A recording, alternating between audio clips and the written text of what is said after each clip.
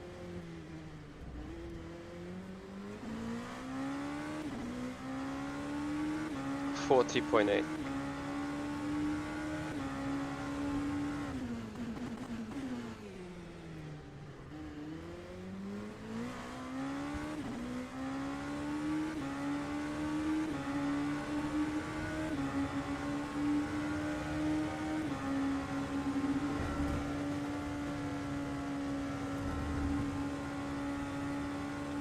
Meanwhile, we should be in the next weather period.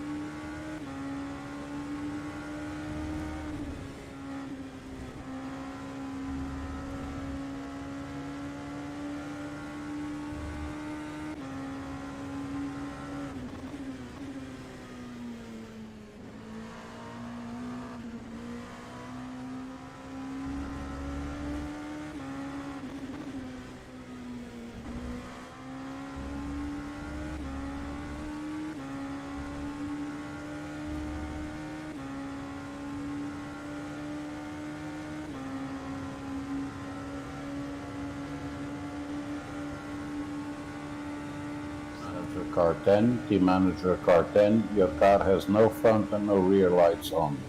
Please turn on the headlights and the rear lights immediately. Car 10 must turn on the headlights and the rear lights immediately. Thank you very much, Car 10.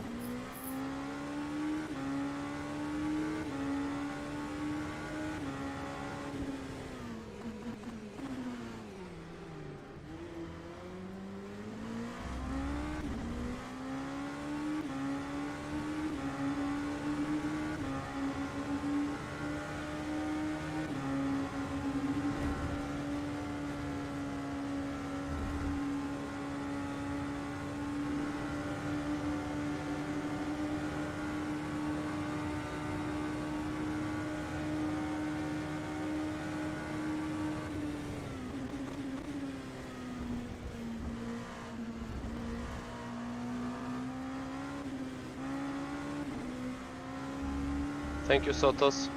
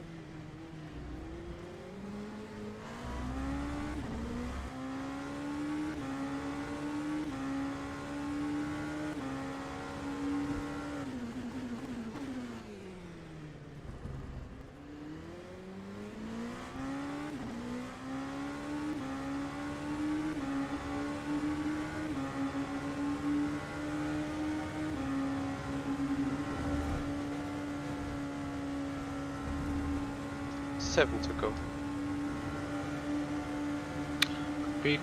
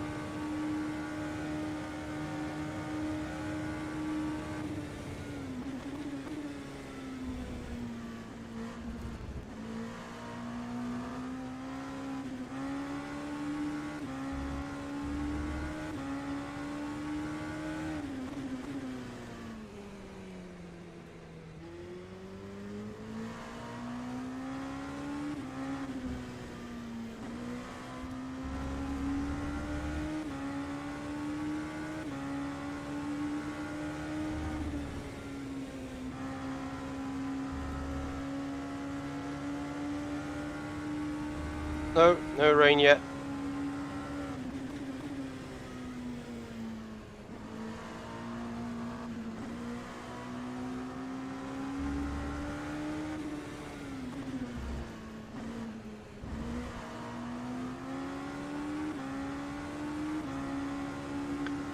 Guys, if I'm not mistaken, if it doesn't rain...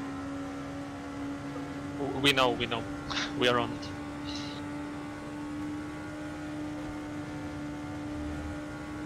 Do you... how is your fuel? Do you think you can do extra one? No, for sure not. Oh, this is a bit tight now, let's see. How many laps to go? 5. No. 21.1. Ah, no way. Yeah. We know about it.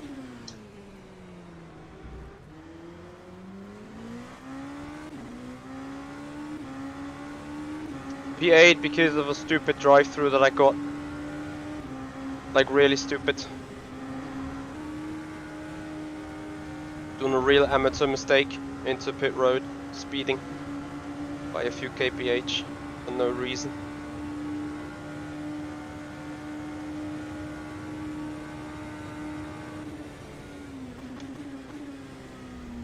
But it's gonna be bad for other guys if it doesn't rain, because they will need to do even If they can't do it, we can do it. Yes.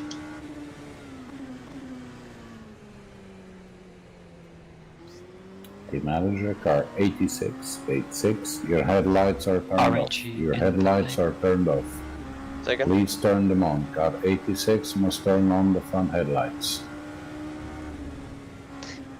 Sorry, I was saying Kazabon's already come in. Yeah, they are out of contention in that regard. We need to just virtually get them.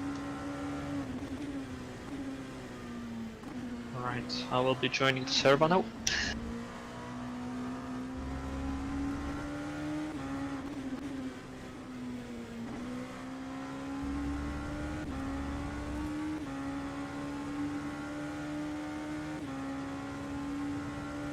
Also Team Redline with Ketkov, they can do it. I'm not sure about Gordy much, but I think they can do it too. So after all, we can still go P4. Let's hope so, but I will need to do some really long stints. Thank you, car 86. There's no point in fucking talking to everyone about those lights. Why cannot he just whisper?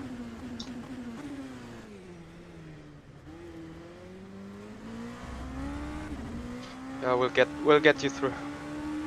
We'll get this done somehow. Let's hope so.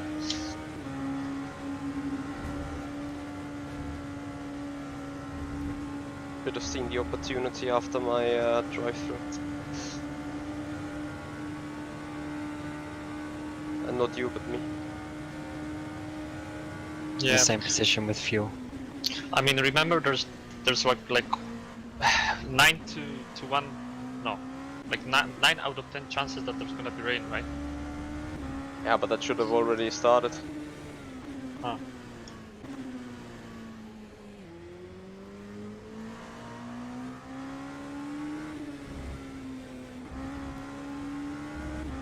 Anyway, we'll analyze the situation once you're in the car. Just make sure you're lapping for strat mode 1.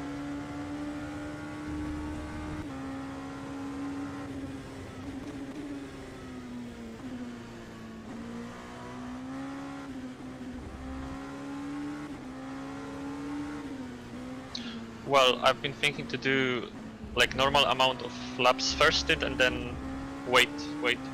Then if I need to, I will just save last 2 stints. Do you know what I mean? I'm not 100% sure if that's enough. Could be the fact that we all need all 3. By Yerne's calculations, it's only 2 stints out of 3 that needs to be on a lap. Okay, yeah, then, yeah. Fair enough. 3 laps. Okay.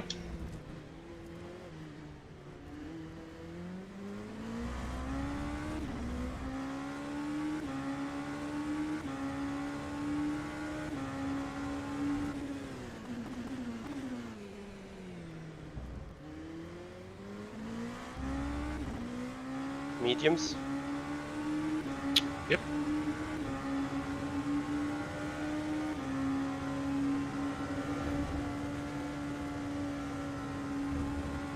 Copy, pit stop, fuel tires, and you are selected.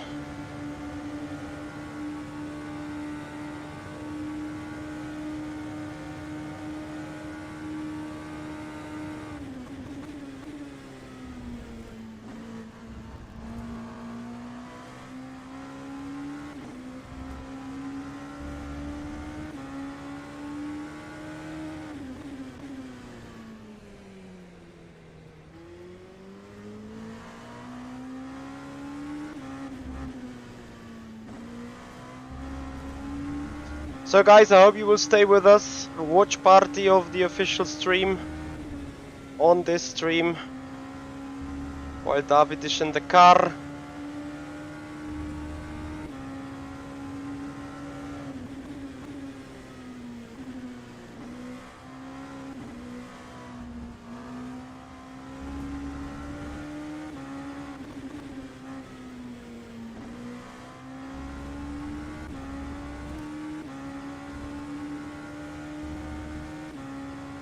By the way, David, it makes sense to do the last one, the last and the shortest one, with the worst tires and so on. Gives us more flexibility to double check whether Yane is right.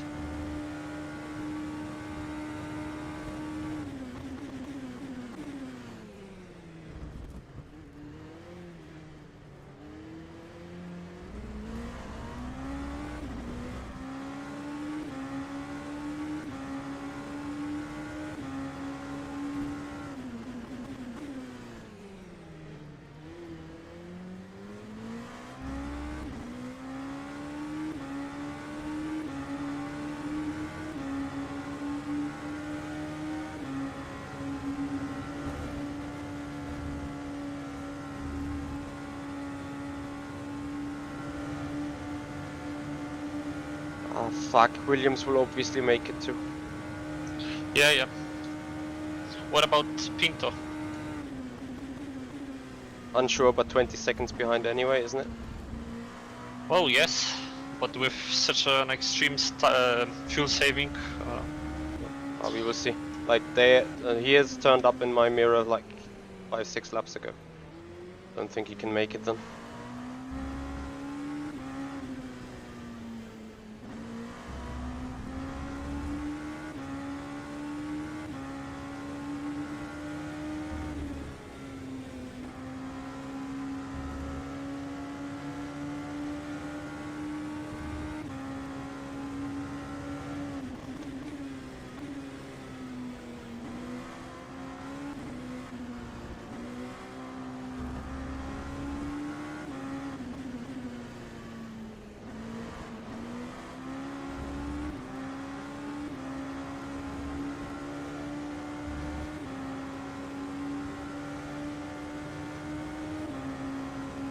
So when are you repeating this or next? Next lap. Okay.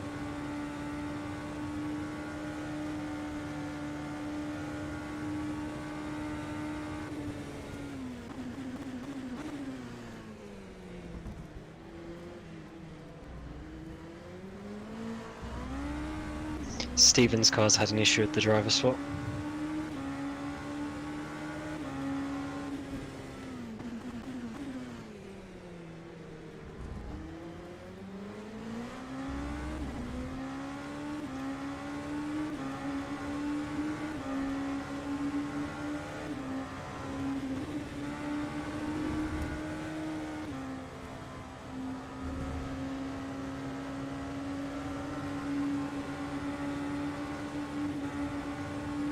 What are those people with the fucking blue flags?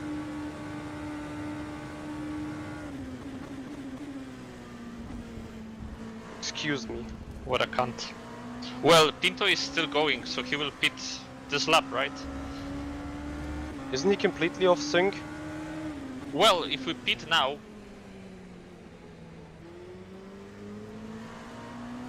I mean... it means that this is a real... This is the real gap. Yeah, but he has closed 5 seconds gap to me. Check when was the last pit stop of them. I'll tell you.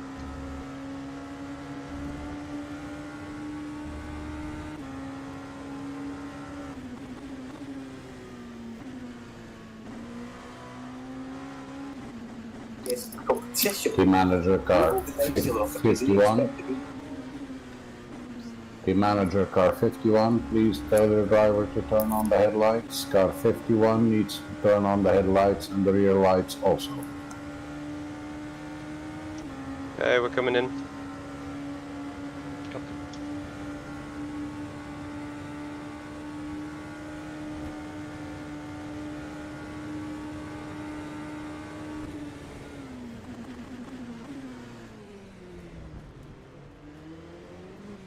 Oh no.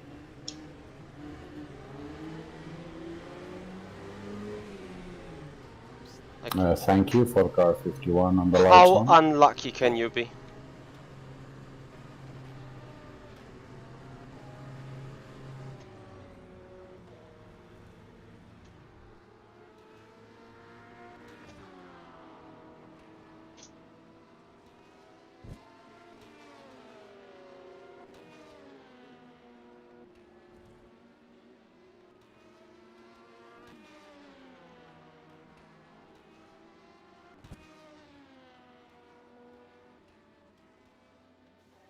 Where's the rain?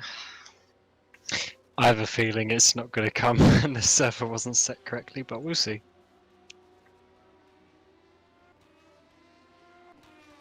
But this part of the race was the highest percentage.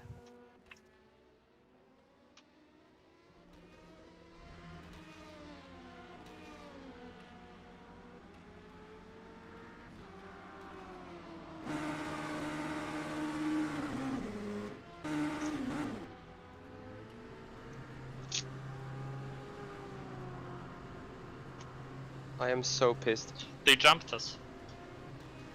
Let us see. there's another bit of a push for Sports Buff there. There will be further competitions as well and prizes at every round to come from Sports Buff. But yeah, so get involved with that. Yeah, so basically you can go on to, or wherever you're watching from, let us use the hashtag Le Mans Virtual. You can see in the bottom left of your screen. If you're watching on Twitter or Facebook, let us know what you're thinking and who you're cheering on. But also, if you go and watch on Twitch, you're going to be fine. Buff, that's Sports Buff. You can win yourself a Thrustmaster T248 wheel. Depends. All you need to be doing is watching not necessarily on Twitch. You've got to be in it. So Pinto boxed last time as well. And yeah. You should go and watch on Sport Buff in your break. I'm going to do that. Actually, they are in pits with us, aren't they? A few laps of the car park outside and listen to you guys in my ear. So same strat. So we've got the highlights coming up in just 1 second time, and this will take us into the last 2 hours of this race. It's been an epic one at Spa. It really is, and there's still that's why they were so quick. Yeah, then they are off sync with the tires. Yeah, it's been. So then you have an additional 20 seconds of gap anyway. 4 hours now down, 2 to go here in the 6 hours of Spa, and Algorand are going to bring you the highlights from the 4th hour as we have had a fantastic race so far. Proton were the one that got into the lead early on. RAG in that number 8 car made an absolutely fantastic start to the race as well. We had a bit of side-by-side coming through Bruxelles there with the number 1 car. This was when the Porsche went round the outside of the BS competition car. The BS competition car very much getting ganged up on there by the 92 and the 91 either side. This was RAG having a big moment coming up the hill there, but then they would go ahead and take the lead. I'll be right back, and then I access the gravity of the situation. Going down to Les Combes. Back on board with the RAG car, just clearing some traffic from the Red Bull. That was when BMW made a brave move into Pouhon past the GR Wolves car. That was the Team GP in Tesla RAG. Esports going down the inside here ahead of Wolves as they continue to try and climb up the order after a bad qualifying yesterday. Then we had a position switch, and it wasn't fought hard. The 91 switching with the 92. It seems as if they've been working together so far today. This was when Red Bull and Jota, it may have been for 15th, but they were still battling very hard there. Red Bull trying to get through into 16th place, and they did it around the outside there, around Malmedy. Good move that. Jota would then go down the inside at the next corner, and Red Bull would have to come again and would make that move once more as they were on the outside of Pouhon. It would have been a brave attempt. They backed out of it on that occasion. Jota hung on. Then we had the next phase of pit stops. Porsche would come in. Of course, we had our 6th round of pit stops in the prototypes, and in the GTEs it was our 4th round of pit stops. But as they did the first time around, BMW Team Redline were the very last ones to come in GTE. BS competition. This was the moment we saw a little while ago. Davy Perel uphill and a big slide up Radion, but just about saved it. Well, there are your 4th hour highlights from Algorand. Thank you very much to all of you who've been tuning in so far. This is the 6 hours of Spa, round 2 of the Le Mans Virtual Series. We really hope you're enjoying the action so far. And as Duncan walks away for a breather, Duncan Vincent will be replaced by Lewis McGlade. The man himself is back. How are you doing, sir? I am good. I've had myself a nice little break and been keeping an eye on the action. I noticed one very specific thing. It's still dry on the track here at Spa. Oh, please don't say that again. I know. I'm just waiting for the rain. Where is it? Come on. Just going to say as well, whilst I've also just come back, Marcel Cincic and Jerne Simoncic, there has just been a switch of positions between the 22 and the 4. Of course, GPX, Rebellion, Williams, and then of course the number 4 being the Floyd by Colles Burst esports car. Jerne Simoncic, definitely one of the drivers who goes well in the wet, and I'm sure he's just praying for it to at least start at some point soon. If you've planned your whole race, I'm going to go back on that first. This is the good thing about the Le Mans Virtual Series is there was percentage of chance of rain. Didn't mean it was guaranteed it was going to rain. So we didn't know, oh, okay, 4 hours and 20 minutes in, it's going to chuck it down. All we knew was that there was a 40% chance and then a 90% chance. And that's exactly what we knew, and that was what the teams knew. We went through it at the start of the show. That doesn't guarantee rain. Doesn't guarantee rain at all. So all we can do is wait and see if the 90% chance of rain comes off incredibly likely that it will, but we will find out. It was this hour in the race when the 90% chance of rain was due. So you'd say, Lewis, if you are good in the rain, you want to be in the car now. But as every minute ticks by, I have to say, it looks brighter. It's kind of one of those things that, you know, it's classic Spa, that we'll expect there to be no rain, and then suddenly in the final 10 minutes it'll be like, do you know what? There's a bit of excitement, shall we? At the moment, realistically speaking, I wouldn't even be thinking about the rain. A couple of teams obviously have tried some strategy to get them in position for some wet weather. I mean, the 71 just went a lap longer than they normally do, and they're already going longer than everyone else, so they're extending it even further.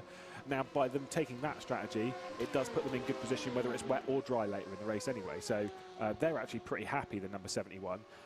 The 89 obviously tried that double stint. Let's take a look at how there was the switch between Marcel Chinchik. Just a nice little dive down the inside. Jene Simoncic, three-time Formula Sim Racing world champion, as well as plenty of endurance championships to his name. Little flash of light to say that's not in anger or anything. That's saying, I'm not going to fight you into turn one. You've got by. I'm playing the long game here. Yeah, get on with it, basically. Don't defend. Yeah, good driving. So that's, as you said, Chinchik up into third. And on that note, let's just do a quick refresh of the order. R8G lead by 7 seconds over Team Redline. Then we have GPX Rebellion Williams in third place. However, they have just got by Floyd by Collis, so they need to start getting that gap up. They seem to be doing quickly so far. Then Risto Capit, who was quick in his first stint, is in for his second for R8G Esports in the 18 car. Then next behind that, Nikodem Wisniewski. Duncan Struby off. And then the Rebellion GPX car. 7th, Alessandro Ottaviani in the Panis Racing car. Then it's Nuno Pinto for Team Fordzilla in the top 10. Going to get some points on the board today.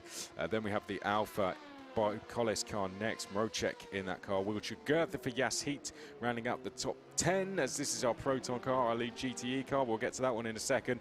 Then it's the two Alpine cars, 15 leading 14. Cornelis for Team WRT 13th. Berliak for Williams Esports is 14th. In the pit lane is Rocket Sim Sport with Matt Richards. And then we come to Axel Sports, Josh Perwin in that car. Daniel Kish is in for Jota in 17th. Stofko is in for ARC Bratislava. Then it's Dennis Jordan for Red Bull Racing. Michele Di Alessandro for the Mal Racing team. Behind that, Dylan Pereira, who we see on your screen now, leads the Porsche Esports 91, who were closely followed by the Porsche Esports 92. Then it's Enzo Benito for BMW Team Redline, who were last into the pits. And the next BMW follows 2 seconds after that, the BS Plus competition car. FDA Esports with Davey Perola 6 in that class. Then it's Stefanko for BMW Team GB. Andonovsky is in the Tesla R8G Esports car. They're going very well in 8th, and they have a chance to gain another place 8 seconds up the road is BMW Team GB. Then it's the first of the Wolves car. Not going well on the pitch today, but they're going well on the track in 9th place. And then we have next along Simsa Esports with Ramiz Azam. Yuri Kazdorp is next. I say that, Wolves had a good comeback. Wow, they won 3-2. I stood corrected. They were losing 2-0 when I last checked. So is that going to emerge the same onto the track? Will it be a late merge from the Wolves team? Let's find out over the next hour and 52 minutes.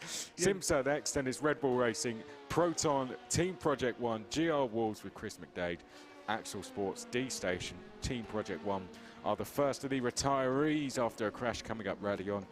Then Real-Time Hydrogen, our winners last time, out after crashing through Blanchimont. Yeah, big shame for the Real-Team Hydrogen Redline car. Just a big issue for Jeffrey Rietveld, but you know, it happened.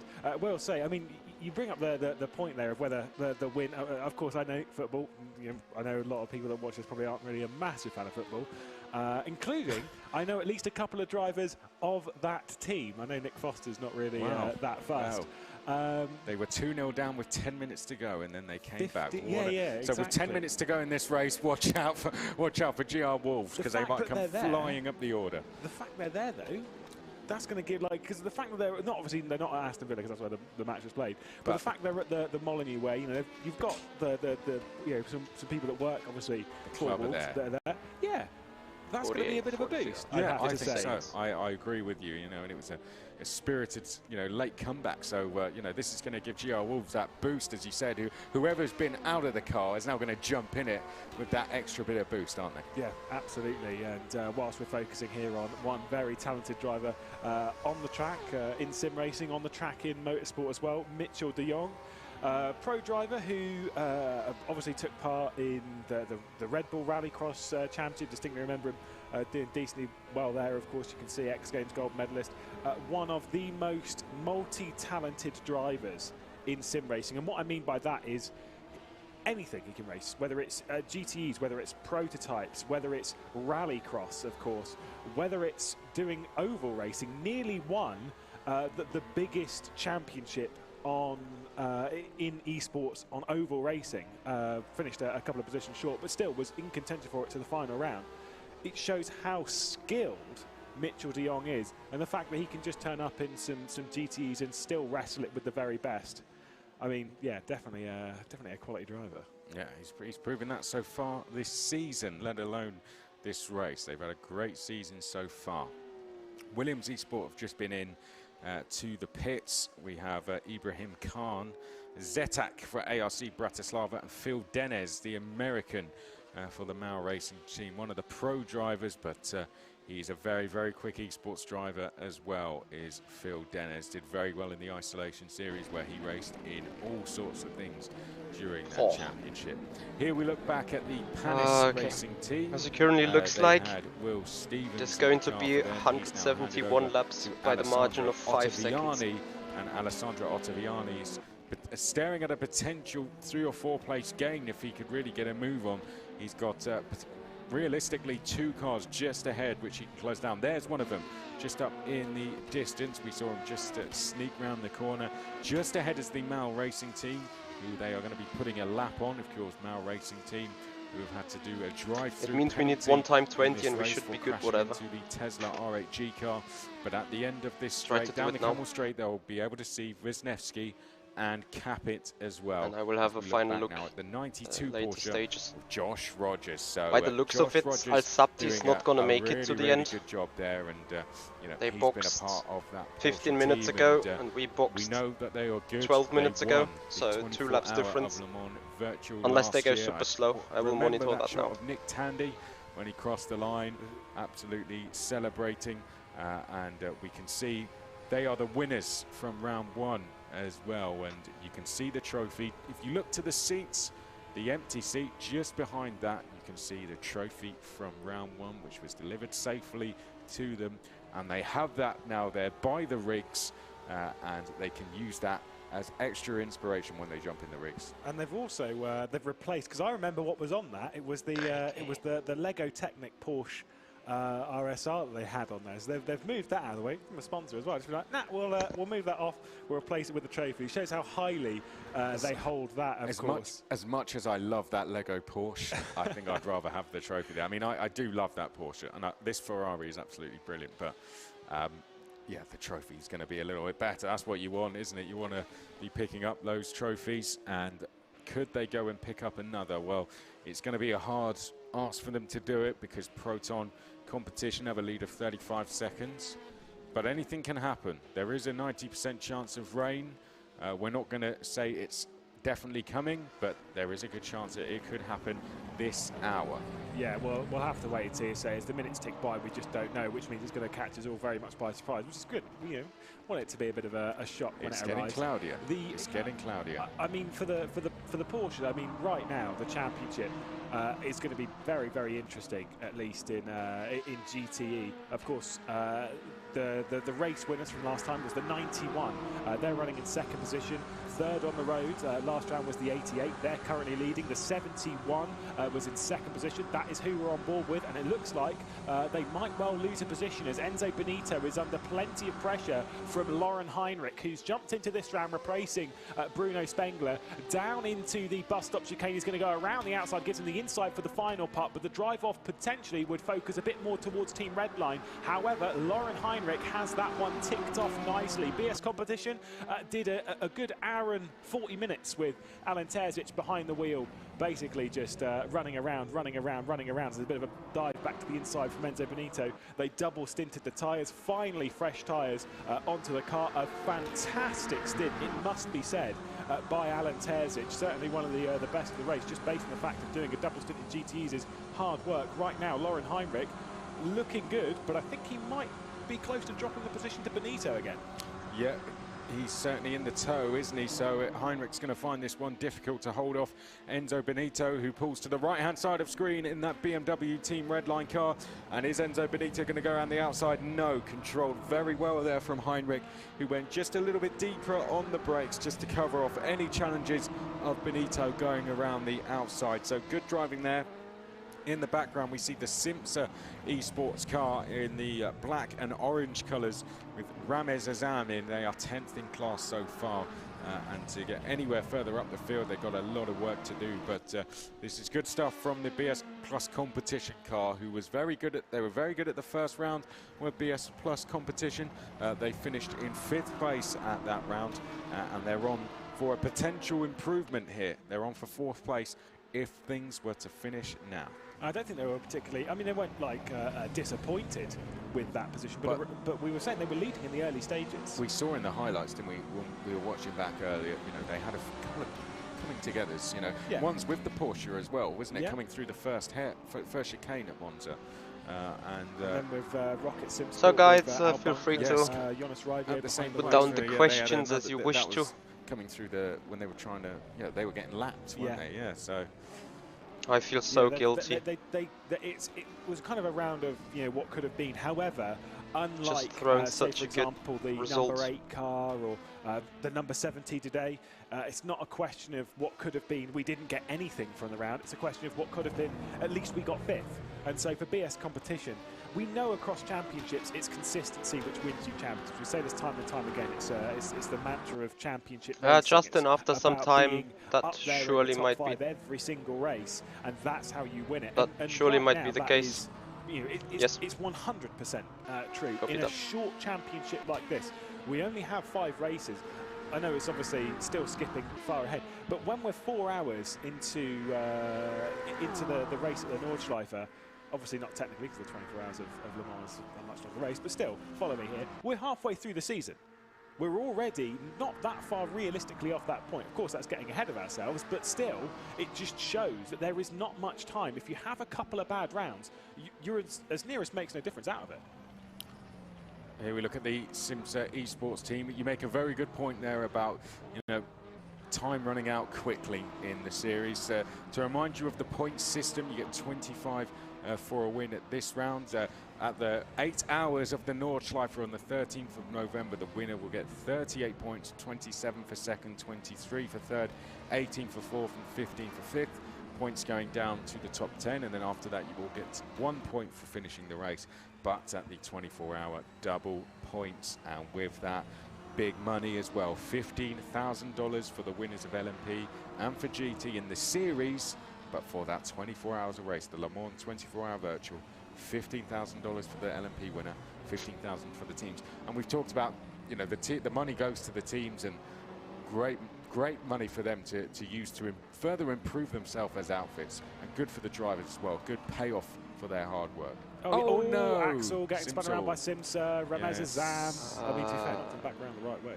I think that was polite. Yeah, might have been the Axel car just chopping over the nose a little bit. We'll have to wait and see on that one. Once again, but either way, Ramez Azam, the Canadian, catching on board with him and driving in a very the dark lights, aren't room. they? Yeah, I think that might well have been a bit of an apology, or more of a "What are you doing?" You are half a lip clear. Lights don't really describe that. You don't have a different fade for angry and exactly. When it comes to the like you plan to box in lap 132, right? Comes from prize money and stuff. The sim races are genuinely doing this for quite a few of them as a professional. It is like when did we box? Not everyone. It's not every single person on the grid. It's still a hobby to most, but still, on the grid right now, you've got a good few drivers that are earning a fair amount of money from sim racing, and they are treating it as their primary source of income. So it's an incredible change.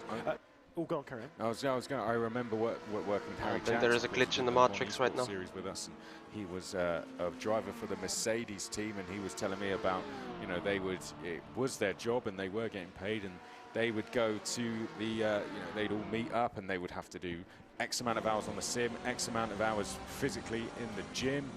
Here we see them coming through. I don't know, 6 of one, half a dozen of the other for me. But yeah, you know, it was treated. That was it. They had to do it, you know, 8 hours a day sometimes, and you know, that's how many hours these guys are putting in. You know, roughly, how many would you say a day? The likes of Kirchhoff and, you know, Jene Simoncic, for example. I'm picking 2 at random there. No, but still, it's. I mean, these guys. I mean, if you ask any of them, you think, oh, how many laps have you put into this? And they'll go, a lot. And you go, more than 400? And they go, more. And when you think that 400 laps around Spa, right? Say, for example, in the GTEs, that's over 800 minutes. And when you think that 15 hours is 900 minutes, you're talking of a lot of time here. And they do put in genuinely probably in the ballpark of 4 digits, and maybe even some more so than that. To get ready for one race. To get ready for a single race. Now, as the season goes on, it gets a little bit easier because you have information from the previous rounds to fall back on, but still, it's an awful lot of work. I was going to point out, by the way, that Hani Al-Sabti, we just caught coming through shot there, the 1-2-3 at Kirchhoff in the red line. The gap was closing in an awful lot. At Kirchhoff a few laps ago was 2 seconds faster. But then the last couple of laps, I think, through a little bit of traffic. Obviously, it's ebbs and flows. Traffic giveth, traffic taketh away. I've been told that by a few people before. Hani Al-Sabti's pulled out the gap again to about 7.3 seconds, so it's going back out a little bit. But I'm concerned that gap's come down a bit more than when I was last in here and Hani Jovski was ticking off some decent laps. So I'd be a little bit concerned inside the team that Redline are catching. Well, I'd say Hani Al-Sabti he's increased it in the last few laps. You know, Gordy Much brought it in, and it was less than 5 seconds. It was four and a bit when Gordy Much brought that car down. I think it's gonna be 172 laps in total. It's something we're going to monitor, but there was once 40 seconds between the top 7. Lewis, there is now 30 seconds between the top 7. It is 171 it's getting for us close. alone. I mean, that means the leader will surely do 171 when you consider we've been racing for 4 hours and 18 minutes. It's brilliant stuff. Okay, let's look at. Currently, our car has 7-second margin to 172 laps, but since we're 50 seconds behind, the thing is, Al-Sabti will not make it. Physically to carry if on you watching deduct that the, like, what is the actual gap? Is it became very confusing when the track 1 minute and 24 right, to so us? We're watching WRT. So even if he goes for splash, he will rejoin like 25 seconds ahead of us. The rear wing's okay, because twice. And that means it is still going to go the extra lap. A shame, because they're a big outfit. The 172 is, I think, and safe. Correct. They won the 24-hour Le Mans. They won it this year. I saw Ferdinand Habsburg and stuff in that car. Interviewed him we saved it once race, now. And, you know, incredibly emotional he was Ferdy Habsburg. But fuck man, if I did not sped in pits, we would have ended. They're going to have their eyes on that 24-hour of Le Mans. You know, they want to win it for real, and then they want to win it. Not entirely. Chinchik's going to make it. No, Chinchik's not going to make it, but Team Redline's going to make it with Kirchhoff, and Jene is going to make it. Wisniewski's going to make it. The Triple Crown, but it's the biggest achievement. It's P5 instead of P4 due to the drive. To win the Le Mans Virtual. And Pinto's going to make it too. Incredible thing. The fact that we get to do it again is impressive. Oh, that's a big dive from Wisniewski straight down the inside, makes contact with Risto Capit, was diving down the inside though of the BS competition car. A bit of a flash of the lights from Lauren Heinrich, was not impressed one bit what he saw from Nikodem Wisniewski. That was very, very risky. I think Nikodem just misjudged it going through there. Risto Capit had pulled back in front of the BS competition and then started braking a little bit early, and Nikodem Wisniewski fired it through. We'll see this move down into Les Combes, but the pole is charging. He definitely backed off on the exit in his defence. It was a bad move, but on the exit, he got out of the throttle there and allowed the other car to go back through. He allowed the number 18 of Capit back ahead. So You know, Nikodem Wisniewski, it just looked like a mistake, but he didn't take advantage of it. So I guess we can forgive him for that. All's fair and nothing more. Great battle though, this, and just up ahead of this is Simičić for the Floyd by College team. So it's very close, and 3 seconds behind this, you might be able to see them in the back of shot there, is Alessandro Ottaviani, who, guess what, has now closed in by over a second due to the fact that we have that slight coming together is an understatement, but that coming together between Capit and Wisniewski. And there you see, just going through shot in the back of picture there, there we have closing in on these two, Ottaviani for Panis Racing, and what a performance they're having. Yeah, much better this round than last round. I mean, I'm saying that, and they'll be sat there thinking, well, yeah, of course, because they retired very early in the race. They were involved. The problem is that I'm not sure exactly what happened. Pinto will certainly change tyres once more, so it would give us the track position ahead of, like, over them. But and this is the person that we jumped on board with. He is focused right now for WRT. That's one way of saying it. It's not gone well for them, let's be honest. Round 1 didn't go well. Round 2 hasn't really gone that well for them. But what I love seeing is the fight, how much he is pushing. And anyone who's panicking, by the way, as to what that red button is, thinking, is that an on-off switch? It is an on-off switch for the wheel. If the wheel is out of control or anything, because sometimes if it recalibrates, it can spin around very quickly. It's actually really quite dangerous. Right. You can genuinely break your thumb. I'm not sure if they did get damage. Switch the wheel off straight away. It's I didn't notice his face or the focus or the steering wheel. I just noticed the orange shorts. The shorts, yeah. No, I'm with you. I would have noticed at least the track maps. The orange shorts were the thing that I immediately I just went, oh, I've never seen someone driving a prototype in shorts. Wow. There we go. There's a joy of sim racing. You don't have to wear your overalls. You can wear as much or as little as you want. Unlucky with traffic there. Let's make sure the cameras are at an appropriate angle in that case, when especially if Lewis McGlade is in the seat. Right. So leaders have taken tyres. Moving on from that. So effectively they will go slower from here on anyway. This is Risto Capit, isn't it? Being closed in by maybe it's close even to 171, but and, I can't say. The round of this fight is going to continue. Sincerity. Risto Capit's done a good job to relieve the pressure that he was under there from Wisniewski, albeit it was a dive bomb from Wisniewski.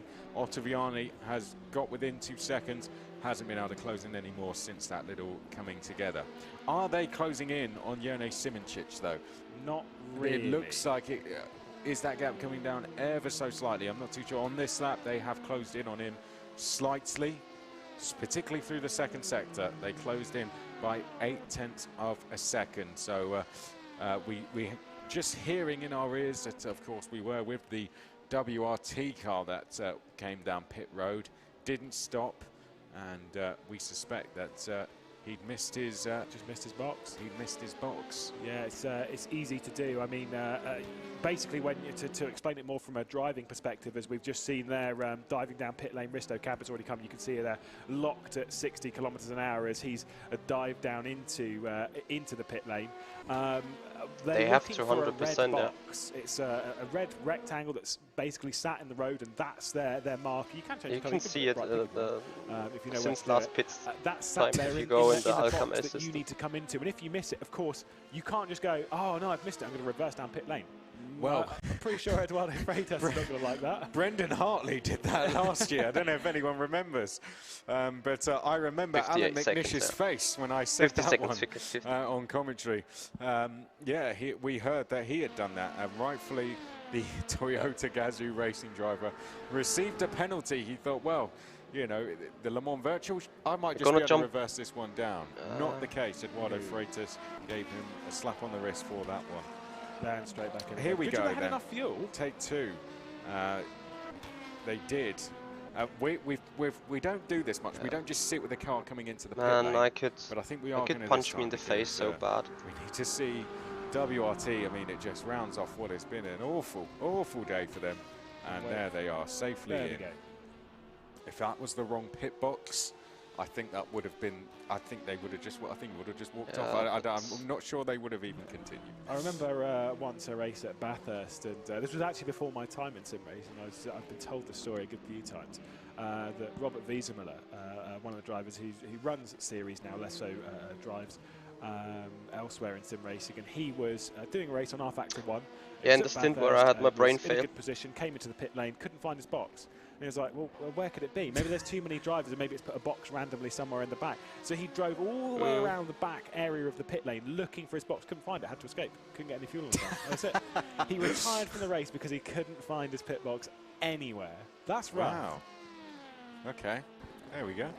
That's essentially, imagine that in real life. That's essentially like your pit crew just shutting the garage door and not turning up. No, you can go away, thanks. Just keep going. I'm not interested in you. Oh, how unfortunate. Well, let's hope that doesn't happen to anyone here today. This is rFactor 2, of course, and this is another one of our drivers some other crime. go on board with now. This Mitchell de Jong. This is Arduni, sorry, I keep getting those cars confused. In the Axel Sports, good to see that team's doubled up this year. We saw them last year in the 24-hour Le Mans virtual racing in the prototype class, and they're doing GTs as well, so growing as a team.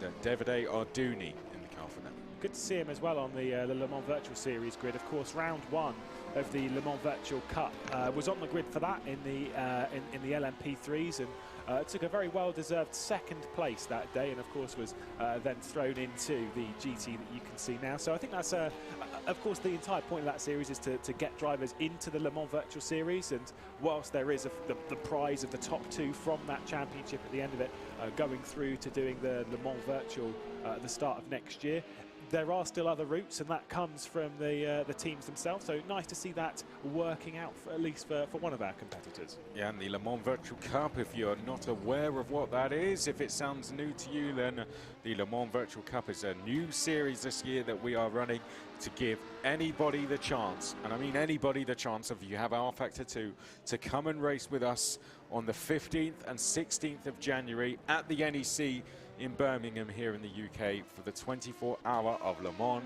Virtual. We've had 2 rounds of it so far. At the end of 5 rounds, at the end of 4 rounds, the top 2 in the overall points will go to the NEC in January. We had over 500 drivers compete at round 1, the top 30 of which we showed on our broadcast. We had even more this time. We've got another round to go before the super final, so if you want to be part of that championship, go and set your time. You'll race whatever time you do, even if you go around in, I don't know, 20 minutes, you'll still be racing with us at the Nordschleife on the 12th of November, and you will score points, which will go towards your overall tally. And if you're in the top 2, then you will join us at the 24-hour Le Mans Virtual. Doesn't matter if you're coming in a couple of rounds late, it's a great way to practice, and if you can just qualify in the top 30 for one of the races, then you get to race on the huge stage that is the Le Mans Virtual Cup, and you get to enjoy the experience as well and get yourself ready for maybe an even better campaign next year. Okay, Fordzilla on screen now, and they are in 6th place. Great result for them so far. I say great result, a great race for them so far. Nuno Pinto in the car. Yeah, absolutely. Of course, not a great round last time out for them, but regardless, still coming back as strong as they possibly can, and running up inside 6th position. Of course, that's not necessarily where they're going to be. They finished 13th on the road last time out. That's Nuno Pinto there, who is on screen at the moment. A bit of a change in the driver lineup as Gianmarco Fiducci was put to one side briefly, at least hopefully briefly, for this round, as Pablo Lopez Pedin takes over as the 3rd driver inside the car. Nuno Pinto, a GT Pro Series driver, says there, I remember in Season 3, to prove to you how good Nuno Pinto could be, I mean, he's done plenty of things in sim racing, that's one of the few accolades that you can put to his name, was leading the championship after 4 races, 5 races in fact in GT Pro, and then nearly won one of them. Unfortunately, didn't quite work out. And for anyone who doesn't know about the GT Pro Series here on rFactor 2, it is an incredibly strong category with some of the very best, including a lot of drivers on this grid. Yeah. They all take part. It's a fantastically strong category. You know, and of course you work on that series. Do you know, watching that on the build-up to this, it seemed as if it was like a dress rehearsal to the Le Mans Virtual Series almost, because they were all in GT cars, but the grid very much the same. You look through the names, we'd be here for a while if we listed off all the drivers that race in the GT Pro Series. And Pretty it was much the entire grid. Yeah, and it was a great way for the drivers to get themselves, do a full championship and build up to the Le Mans Virtual Series. So it was a great proving ground, and that's taking nothing away from the GT Pro Series. It's a good thing on its own. Okay, I will rerun the calcs. Pinto in that car, and we've known him since the Le Mans Esports Series, racing with Ford. Asapti needs to go into the pit road like considerably soon. Like he's not lapping faster than David is. Motorsport Games as we now make our way down towards Eau Rouge. That is a great shot. I think he's saved for an additional lap as well. Like this time he'll try and make it. When all the cars are done, you can go and walk up to the top of Radion there. Get a Chinchig is in. One of they're not going to make it, no way. Things you're going to find this a surprise. Right, I got to go to Spa for the first time. One of the things I took away, it takes the sweeper 4 goes to get up Eau Rouge. He has to he has to drive up it once, go all the way back. Oh, really? And then on the they are in attempt, carrying much more momentum. And I stayed there all the whole time, just wanted to see him get up. I would have been actually quite curious, because I know for anyone so from here on they need to come in twice, right? Boring, to be honest. No. I really like cycling. They would need at least one time. Yeah, they did their first few stages here in the splash. In Belgium. Pretty sure it's 2016. And part of if they make it, to a racetrack, there's even 173 laps. Spa and they went then we are fucked. Like Eau Rouge. That makes we can you do realise that, how steep it is and how the climb yeah, just keeps if going David all does the way up the stretch all the time. Incredible elevation change. Yeah, it takes you a while to walk up there, and just that barrier there, to stand there. Wow, that was an incredible save. That was the Floyd by Collis car, wasn't it? Wow. We are. That was fantastic. He's 6 right now. Yeah, I mean, yeah, you don't normally catch too many slides through there. I hope we get to see that one again. I'd love to see that again. That was absolutely awesome. You saw the tyre marks left behind, and we'll take another look at that. We'll have the thoughts of Lewis McLeod when we do. That was absolutely incredible from the Bicolis driver there. Just to hold on, who have they got in the car? So that was either Jerne Simoncic in the car for them now. I think it might have been that car, or it was David Mrocek in the car. Might have been the latter is just behind Nuno Pinto in the Ford Zilla, but whichever one it was both quality drivers. Absolutely, yeah, well, absolutely. So they did not take tyres, just we grab the replay as we go on board here with Dylan Pereira. Just before we go to that replay, just talking over Dylan Pereira, he's in a fight here. You see just up ahead is the BMW Team GB car. This is Dylan Pereira also no tyres. Competition, having done his 5th stop. So he just boxed from the lead. Get past Stefanko, who's done 4. Say Stefanko, the BMW Team GB car, which has done 4 stops. So this isn't Proton Competition having dropped down to 5th at their own accord. It's because they've been down pit road. And Adam Maguire is now in for GR Wolves as well. They're in the pit lane, as is Mitchell de Jong for the Porsche team. Yeah, and there's been a couple of interesting changes in this. And I don't actually want to know how... The 91 car, the Mitchell de Jong car, actually went a lap further than the 92. We know the 88's been coming in a couple of laps earlier anyway, that's fair enough. These stops that are coming up, they are the penultimate stop in the race for the GTEs. They will do one more, they can't do an hour 22 minutes. Easily winning it. Does actually kind of beg the question if we're going to see a repeat of what we saw from the 89 and a few teams double stinting for that final stint of the race. I think we will actually see quite a few. Just interesting to see some of the differential on strategy now starting to crop up even between the teammates. As you can see, the wibbly wobbly waving man there over on the left hand side. I'm trying to get a word, by the way, from the number 51, and if Jordi's Beers is watching, respond to me, please. The 51 came in very, very early. David Perel was behind the wheel, and at least as far as I'm aware, it was in a good few laps early, 3, 4, 5, 6 laps before it should have been, coming in on lap 115 and then passing the car over to Martin Derlin.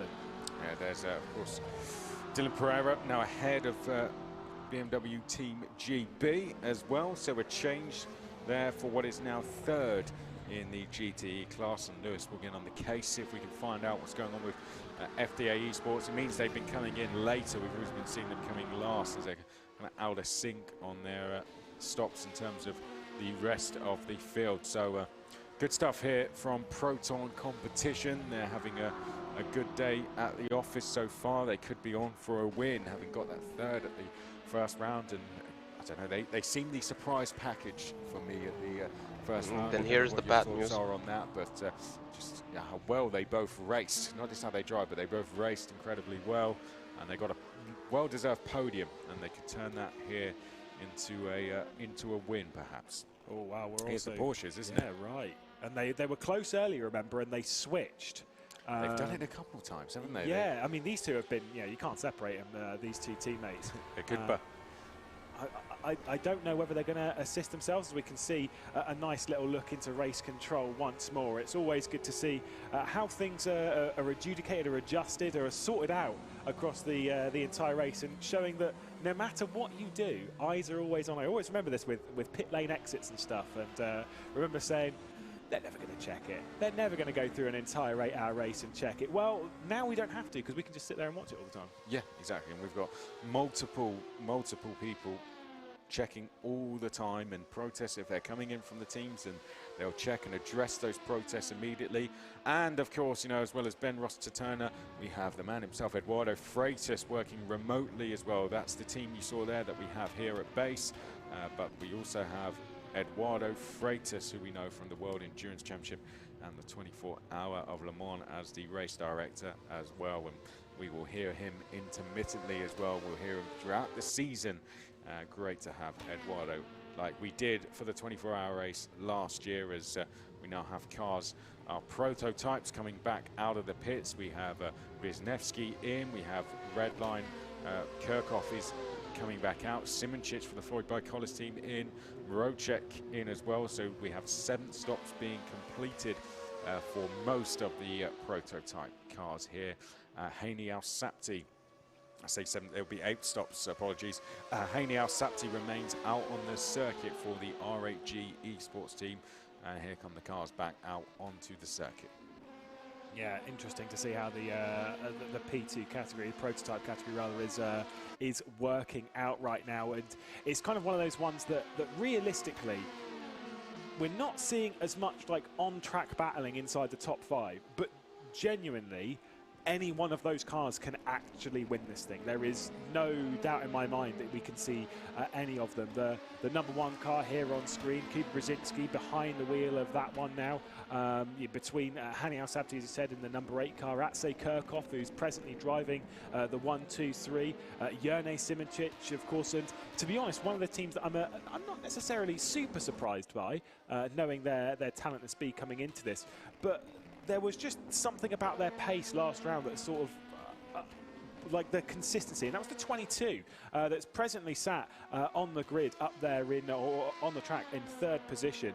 They had a podium last time out and looked very, very strong. Of course, this one's the one with Yiffy Yi that we saw defending very aggressively earlier and then receiving a little bit of a penalty, but still the speed of Yiffy Yi, the speed of Yuri Toman and Marcel Cinchik, who normally race for a team called Varga Sim Racing. Very, very impressive and consistently showing their pace and potential. Well, we'll go through the order. Great insight there from Lewis. We'll go through the order now. We've done the 7th round of stops for our prototypes and also our 5th round of stops for our GTEs. We're still waiting for BMW Team Redline, but oh, here we go. We've got that's the Axel Sports car that has run slightly wide, and were they near the fellow Axel Sports car? They were. It's not the first time they've been near each other.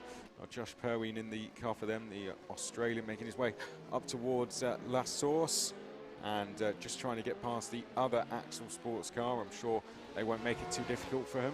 Replay, Lewis? Yeah, let's take a look and see. I think it's actually more. Oh, just completely misjudged it and nearly cleared the teammate off the road. To be fair, that was a swift. Sorry guys, here we are on the racetrack, and I think 9 times out of 10 that's the right thing to do. Sensible decision, and just simply had nowhere else to go. There wasn't a mistake of any kind. It was simply a car that just appeared in front. Your last stint will presumably be quicker. Going off the track was the best thing to do. So then we have and I would be too sure about leading Pablo for Lopez R8G. Esports. Behind, though, the team that we look at now, Team Redline at Spa-Francorchamps. We talked about that gap being around 7 seconds. It is now 4.4 seconds. If you are just joining we need to go in, Capit, we need to go in again. Well, let's update you with exactly where we are. Henial Sapti is leading. This is second place. What was your gap to them? Is it 52? Here by the team you look at on your screen, Team Redline. Then it's GPX Rebellion Williams. They are 9 seconds back from this with Marcel Chinchik in the car. Jerne Simoncic is in for Floyd by Collis. And then we have Kuba Brzezinski, Risto Capit and Alessandro Ottaviani. 36 seconds between all 7 of those cars. There's around, when we get to third all the way down to 7th, there is around 5 or 6 seconds between each car. It is very, very close. Then we have Rocek, and then Padin, and then Chugurtha rounding up the top 10 for the Alpha by Collis team, for Team Fordzilla, and for Yas Heat. And then the 2 Alpines, Williams Esports, WRT, Rocket Sim Sport, Jota, Axel, Red Bull, Bratislava, and Mala. BMW Team Redline, we are waiting for them to come in, and then we'll know where we are in terms of the GTE class. But the leader is still Proton Competition ahead of the 2 Porsches. Yeah, and the thing with Redline here is they're kind of throwing a little bit of a spanner into the works. The Proton Competition have done such a good job to create through this race by incredible speed. Enzo Benito and the Redline team, as that was a little bit tight with they've probably taken fuel for roughly 25 minutes, than everyone else. Which is roughly 20 seconds. They managed to find an extra rejoin lap 15 somehow, even seconds though they're going behind us. everyone else. They're not really expected to come into the pit lane for another couple of laps, which shows how much further in the category they're going. They haven't taken tyres last time, maybe so let's 2 or 3 laps time. And to put that into perspective, versus the 88, that's not far off 10 laps. Thank you, Bud. Extra. So it's constantly. What's my favorite sim and track? rFactor 2 track. I don't know. So too many of them. Redline are trying to make one more, trying to get.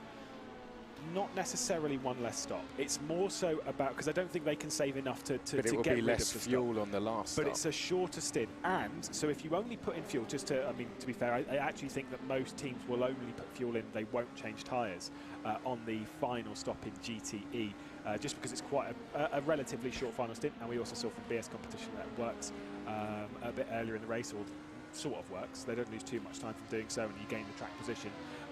Redline, I am so mad at myself still. They'll only stop for maybe half the time when it comes to the fuel. Why the fuck did I? They're not going to take tyres, nothing like that. So it's literally just going to be in, probably a 10-second stationary, and then go, as opposed to everyone else is potentially in and then 20, 25, hey, maybe even 50-second stationary if they're going to do tyres as well. That is a big, big difference. That's how much time they're saving here. Whether it'll work or not, we don't know. But all we know is that they're leaving their strategy option as open as is humanly possible. Well, that's going to be very interesting, isn't it? So we need to see what the gap is when Enzo Benito, if he is the one that comes back out for BMW. I will monitor the moment lap 1 after Kerkhoff gets out. If it's around 15 seconds, they've got a chance. They've got a real chance. I mean, you've got a chance anyway from that far back.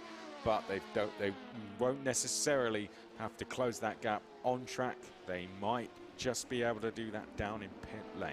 I think their battle is more, I mean, who knows? But podiums could be possible. Yeah, I mean, when it comes to the times through pit lane, they wouldn't be that far off realistically, potentially off the back of Mitchell de Jong. They should actually realistically be behind Lauren Heinrich, who's down in 25th or 5th in class, rather, 25th overall, with the 20 LMPs that we've got going. There is the 111 who have really not had a particularly great day, and which is a shame because we were expecting quite a lot.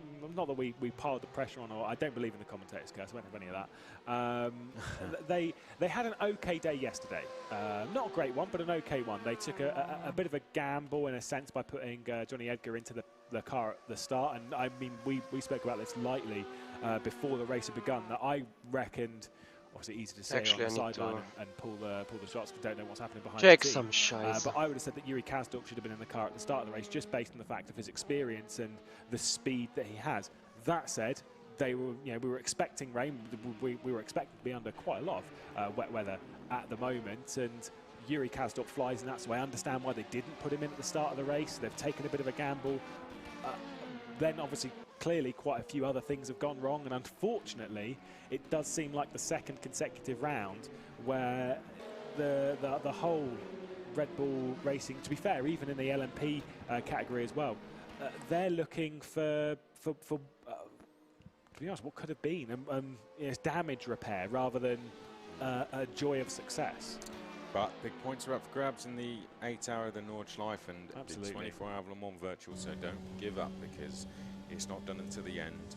And we await Enzo Benito to come in, and as you rightfully said, he might come out just behind Heinrich, and then he could make some time up there. Of course, 112 seconds in, so he'll be coming out around that area. Heinrich a minute and 15 back, so he'll be able to potentially catch that. He'll do almost 2 minutes stationary, so between 5 and 15 seconds. FDA car, and then he might have a chance to potentially fight with the FDA. 48. Heinrich. It's basically the gap we have. This is Yuri Kasdorp in the Corvette, and we saw, you know, that they showed pretty good pace yesterday, as you said, particularly through the first sector. Johnny Edgar made a brilliant start to the race, didn't he? As we expected, we knew he was going to be quick going down the Kemmel Straight, and he took advantage of that. But there are the two Red Bull cars together, conveniently enough, and they've just got to try and just keep their heads up going into the next round, because I think you get track position on Capet and Ottaviani. If they have a bad round again, Capet is going to be close. Ottaviani is pretty sure. Absolutely. I mean, to be fair, of course, with there being large gaps between each round, and it's kind of one of those things which is counter to motorsport, where in motorsport you only really focus so much because you only have the limited time when you arrive at the circuit. Meanwhile, Sven here, I mean, regardless of the team, you know. Yeah, it's all right. I did sped once in pit road, and that's why we are in P8 instead of being. Will be focusing straight away. Effectively I mean, I've seen it before P6. where in championships like this, you know, or anything of a large level. Actually thinking about the people that still have to box, and like, yeah, effectively we would have been fourth, and if shit goes entirely wrong, we stay 8th even. And they're juggling this because with of my other stupidity championships as well. It's not as if that this is the only series they take part in, and so they're trying to find time for everything. But of course, Le Mans Virtual will be the primary focus for a very, very large majority of these teams, and also don't worry about Lopez. He just got the second out of you in the last couple of laps. Competitors here. We're expecting in the vein of 50 or more at Le Mans Virtual. So that's going to be it's something that you do not want to miss. That is for sure. You can get your tickets for that as well now for the Autosport International. GR Wolves, and that's their second retirement in a row for the GR Wolves team. They have 2 cars. They had one retirement, and the other finished was the last of the finishers last time. Inspirational comeback for them on the pitch. Sadly, in the rigs, not the best end to the race. And there you can see our other camera angle from the Molyneux.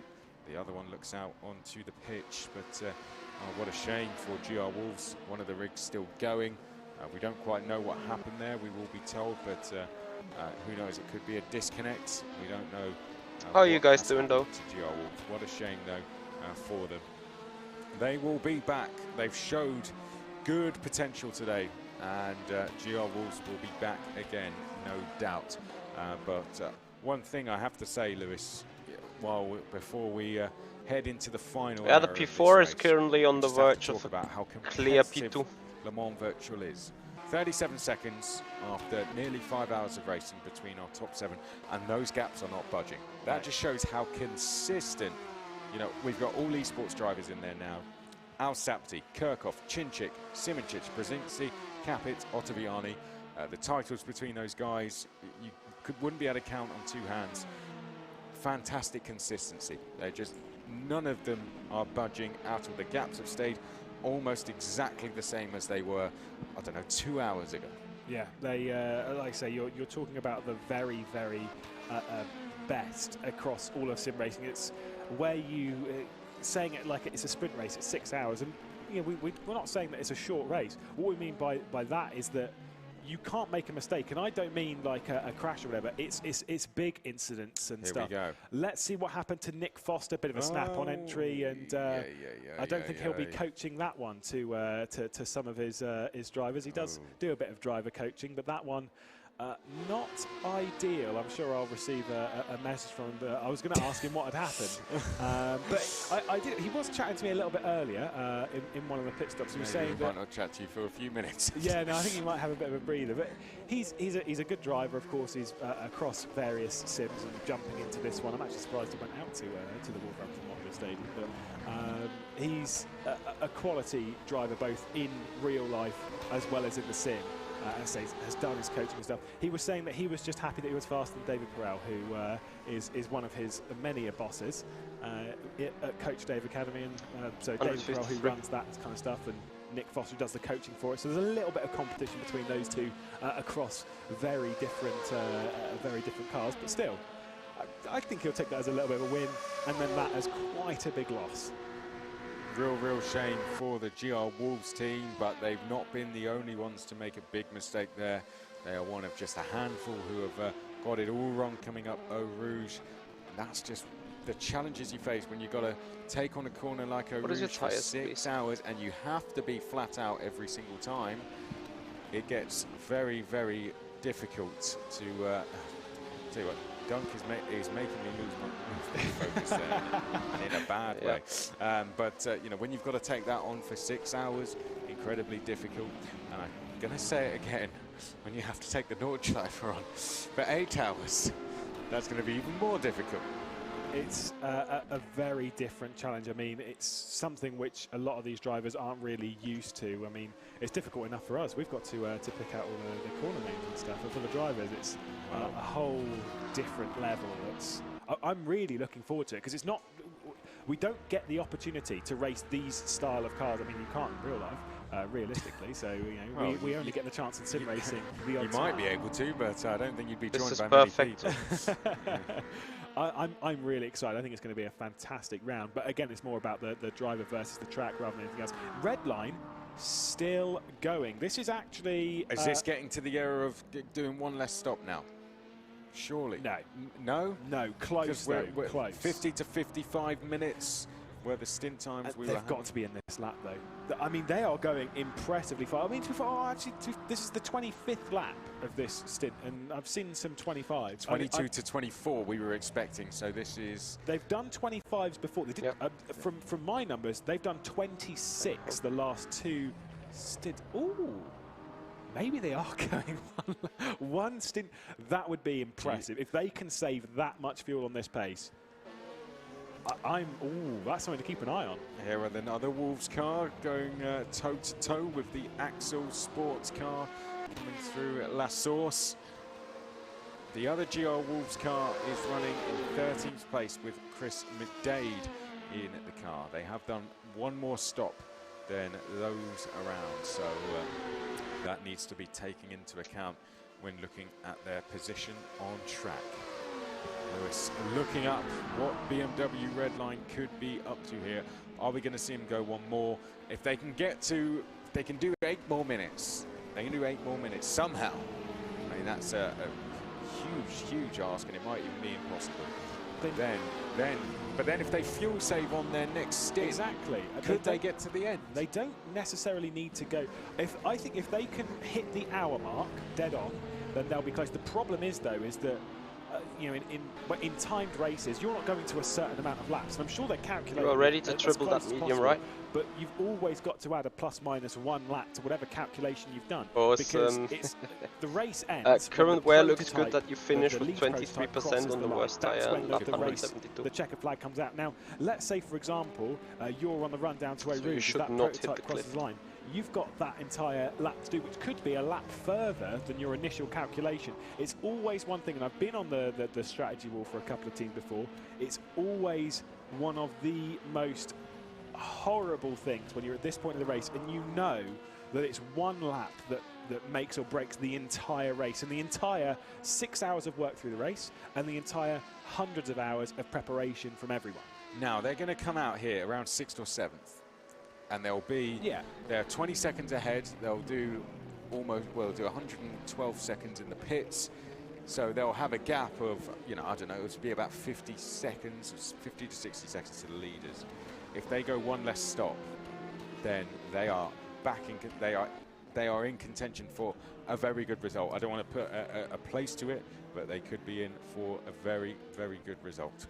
Have BMW Team Redline absolutely nailed this strategy? We don't know, we'll find out, but certainly if they have to come in, it will be a splash and dash to say the least. So they're setting themselves up very, very nicely here. Yeah, I mean, this could be incredible stuff on strategy. Of course, when it comes to the time remaining for the race, they can come in at the hour, and that technically removes 2 minutes from the race, because they'll be leaving the pit lane. That's obviously a really important bit. They could with be around about they 58 could they could be doing this. Everyone's else got, and that full service stop is 112 seconds. 112 from entry to exit. So they're going to gain that much. Probably not quite that much, because again, I still think people are going to be doing fuel only, which means they'd be gaining 90 seconds, which, like I say, I don't know which way it'll go. And that's the beautiful thing of this. Well, it's going to be a fantastic last hour. Duncan Vincent is ready to go. He is going to be coming in for the final hour of this race. I, like all of you at home, are going to be watching it with huge anticipation. It's going to be an absolutely thrilling end to the race. We've got the top 6, the top 7 in the prototype, split by 36 seconds. We have the top 3 in GTEs, with Benito now in, split by 25 seconds. And we have BMW Team Redline potentially doing one less stop than all the rest of the field. It is going to be an absolutely fascinating final hour here at the 6 Hours of Spa. I will hand over to Lewis McGlade now to wrap up what we've seen in the last hour, and then Duncan Vincent will be back in to take you to the end with Lewis McGlade.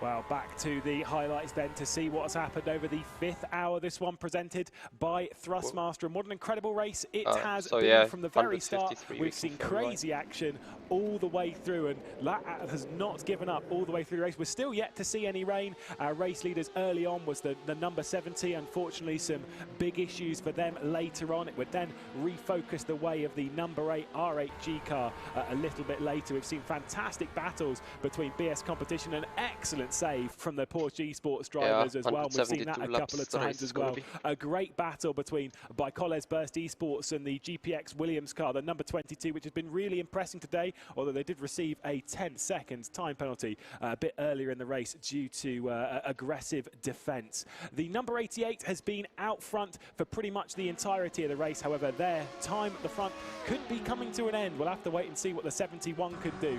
Big moments and big battles up and down the order, and Redline versus BS Competition and the 2 Team BMW teams was absolutely sensational. Around the outside, this one between Lauren Heinrich, just trying to gain a position on Enzo Benito. Fantastic stuff. Coffee time for Michi. Experimenting a little bit on strategy, same as BS Competition were just an hour ago, still all searching for the wet stuff. An incident between the Simpson Esports car and Axel Motorsports just spun him around, as Axel were a little bit aggressive there, and Simpson missing the apex, and then a big dive from Nikodem Vishnevsky down the inside, not impressing any of his competitors with that move.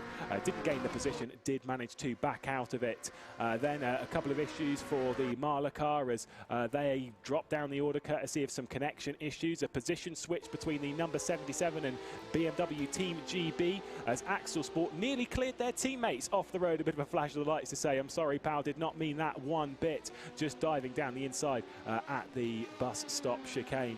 The 1-2-3 car that's been trying to move itself into contention weren't able to do so. A couple of little mistakes from them, but absolutely flying around the Spa circuit, just trying to close down the gap to the number 8, which is leading. The gap's closing. The recent mistake from Nick Foster, straight into the barrier, going up towards Radion, and unfortunately that car is now out of the race.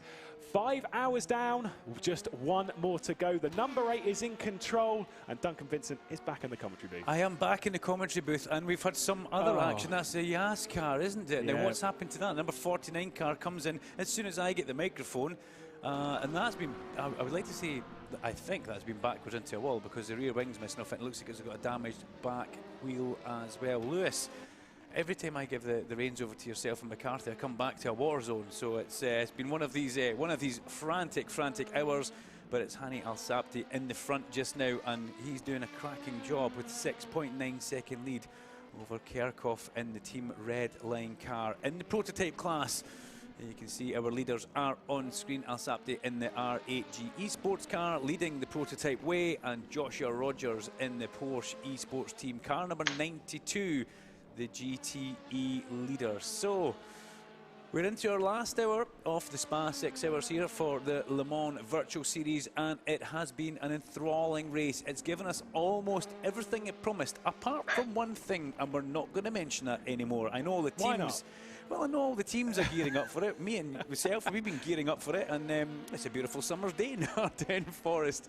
If you get 90% chance of rain where I come from, it will rain on 30% chance of rain. It doesn't need to go to 90, but that's such is life. It's still been a cracking race for us. Dylan Pereira there in the number 88 Proton car. Drive-through penalty for contact with 86. So Dylan Pereira is going to be coming into the pit lane from third place on the road, Lewis. He's already been into the pit lane. So he came into the pit lane a little while ago, trying to work out as to why. I was wondering if there was a mistake from Dylan Pereira, but it was actually contact with the GR Wolves car, which we're going to see here, straight into the rear end. Ooh. That was very similar to what we saw between the two Axel sports cars, and just misjudged it into the rear end. And Dylan Pereira, drive-through penalty, that has cost him 62 seconds in this race. That is massive drama. Had a 35-second lead over Josh Rogers, one of their sister teammates. It's still a Porsche 123 I know. Sports, but nothing I can do that it wasn't there. But it's not the way round they were expecting it. And when they're under pressure from the number 71 BMW Team Redline car, which did come in, by the way, finally, 10 laps longer than the 91 they're going. They are stretching it as far as they can. 26 lap stint from the number 71. Keep your eye on position number 6 on the racetrack.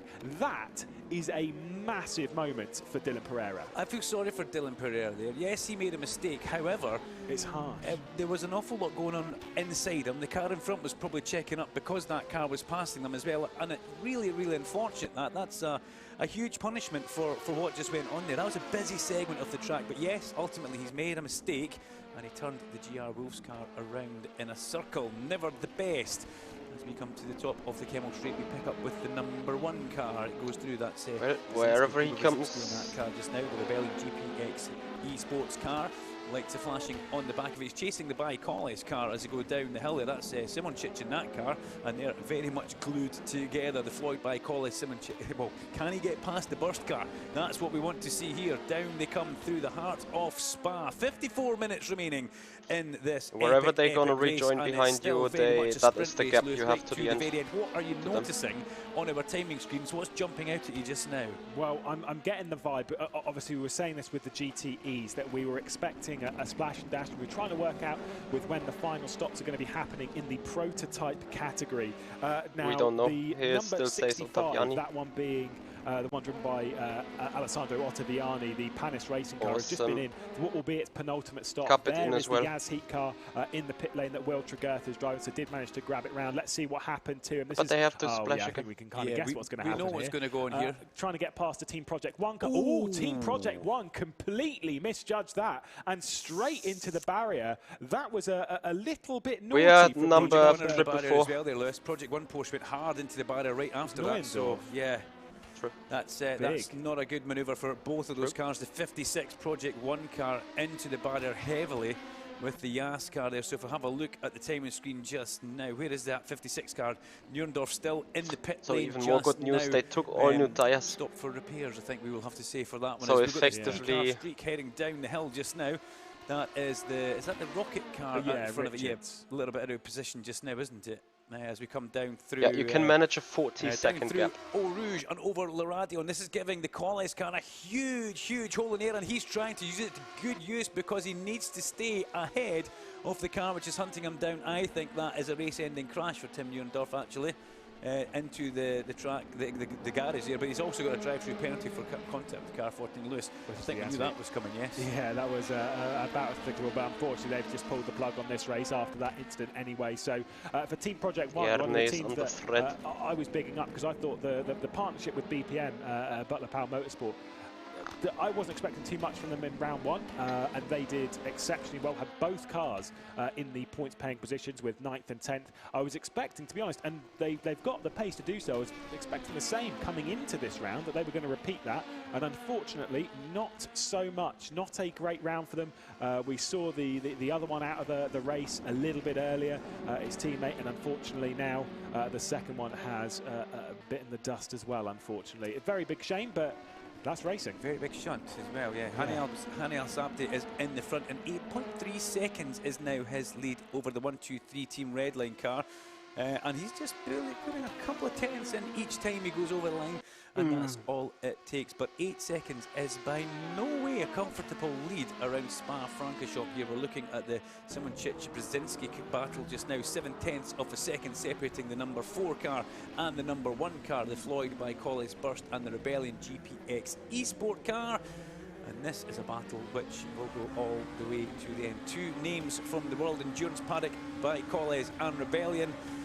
2 of the big hitters in the pass as we come up to the source hairpin. You can see the graphics of what they're doing speed-wise, accelerated. Let's watch the green bars on both of these cars.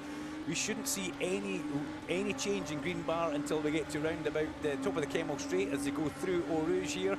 Both drivers keeping it absolutely flat through there and climbing the hill, and no real gaining by the Rebellion car in the slipstream on the Collis car either. These cars very evenly matched, and I would imagine, Lewis, they'll be running a very trimmed out package. They'll be running something similar to what you would run at Le Mans, because they're very similar straights here. Yeah, let's take a look very quickly. I mean, it's easier to, like, it's hard to tell on board because obviously the car just, the Yaz heat just appears out of nowhere, but he should have been, like, he would have seen him coming in his mirrors. Yeah, exactly. I mean, so I'm not sure. I mean, race control obviously instantly picking that one up as a dishing out a drive through that obviously will not be served, but it is what it is. A big shame, and Yaz Heat just sent into the barrier there, and their season kind of goes from bad to worse, to be perfectly honest with you.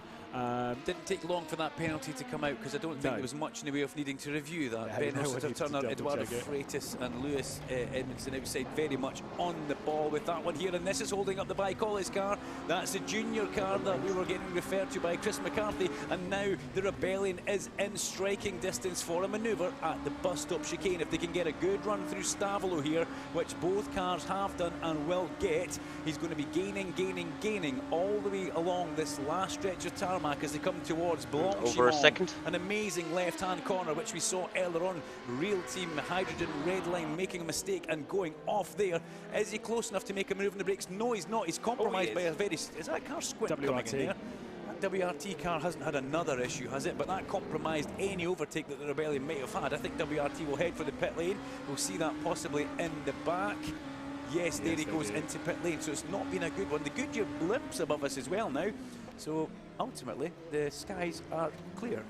And also, and this is one thing, I mean, I do... No, like, let's no rain. I don't think it's ever going to come today. Some of the atmosphere and stuff, we've always spoken about this in a positive manner, because it does look good. The one thing, though, that I think we all, at least from sim racing terms, that we know about rFactor 2 that it does so well is the day to night transition. Now, we're not expecting night time, not in the next 48 minutes. However, you can tell the shadows are getting longer and longer. Saw a great look backwards from Jerne Simonchich to the sun, just poking out over the top of the hill. It looks absolutely phenomenal at this time. So I'm sure when we go to the Nordschleife, and of course to the 24-hour Le Mans, this is going to look so good. The Nordschleife. I can't wait to try and set a lap on the virtual sim there. I'll maybe start practicing. But Jerne Simonchich and Kuba Brzezinski, this is a battle which is going to rage right towards the end. There's nothing between these two, and they're both very much comparable on speed. 0.6 of a second is the gap that our computer screen tells us as they both come through Pouhon, the heart of Spa. Big long left-hand corner which goes downhill, opens up on the exit before you come up to this next series of corner Lefania,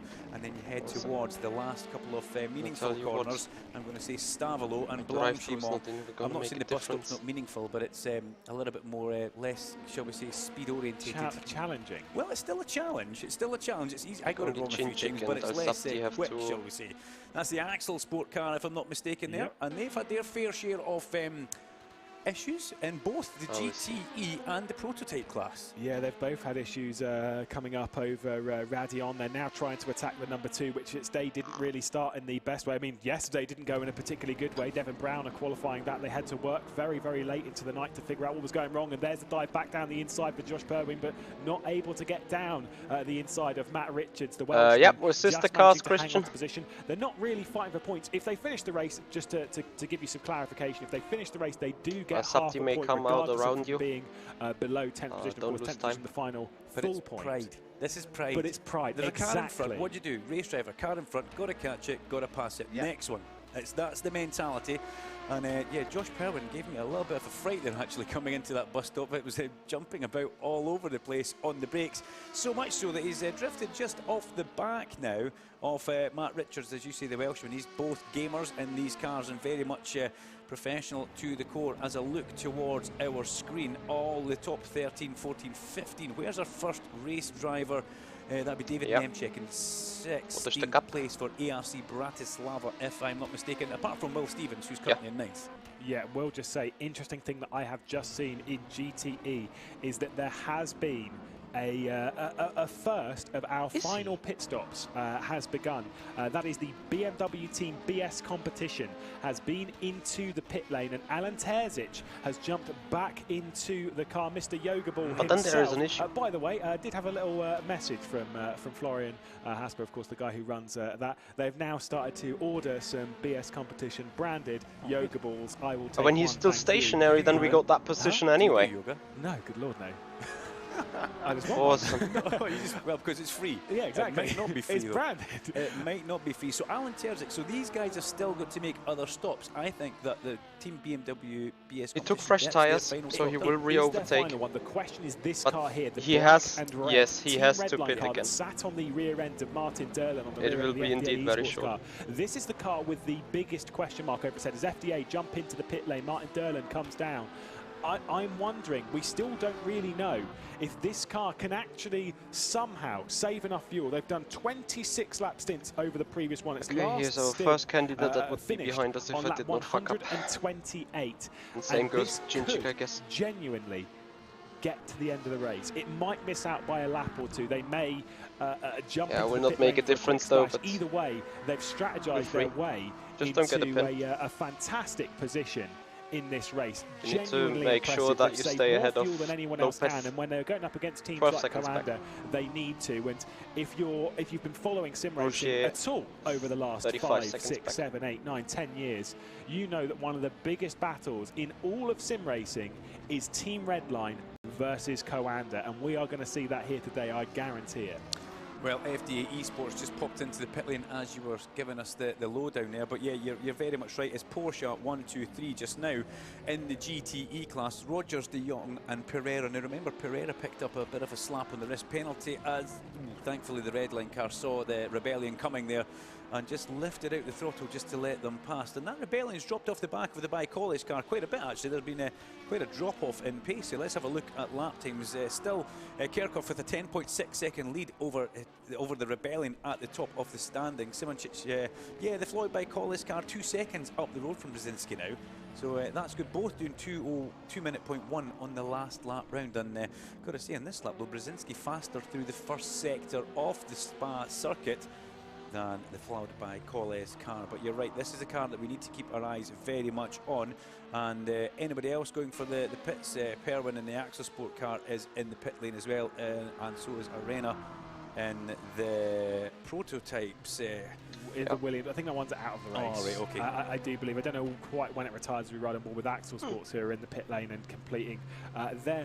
For prototypes right now, this is, as far as I'm aware, a penultimate stop. With 43 minutes left on the clock, we're more aiming towards the 35, 38 minutes. Yeah. 40 if you're very good on fuel. But this is why some teams at this point aren't actually going for a move.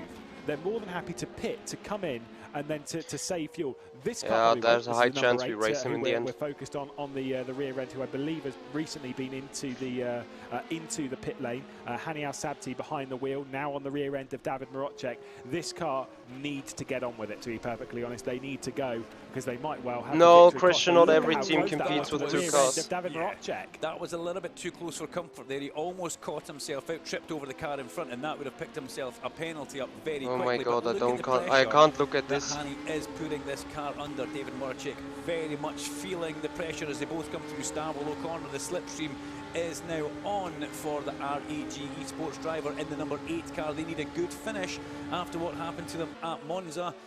Sabti in the hot seat to take this towards the end of the race as they come up towards the bus stop chicane. Do we see a manoeuvre here? Yes, we do. He's up the inside, he's late on the brakes.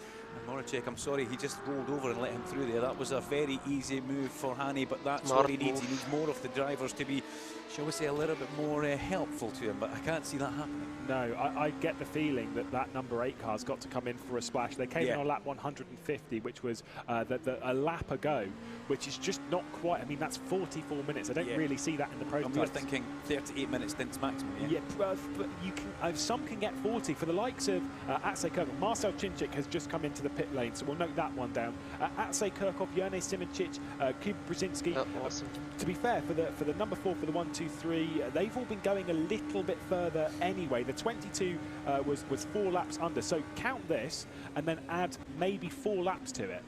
And yeah, but that number 8 car is definitely not in fuel-saving mode right now, is he? No, he has got the hammer down and he is pulling away from the 444 car now. He's just about to go past one of the BMWs in towards, that's the BS competition one with the yoga balls online pretty soon.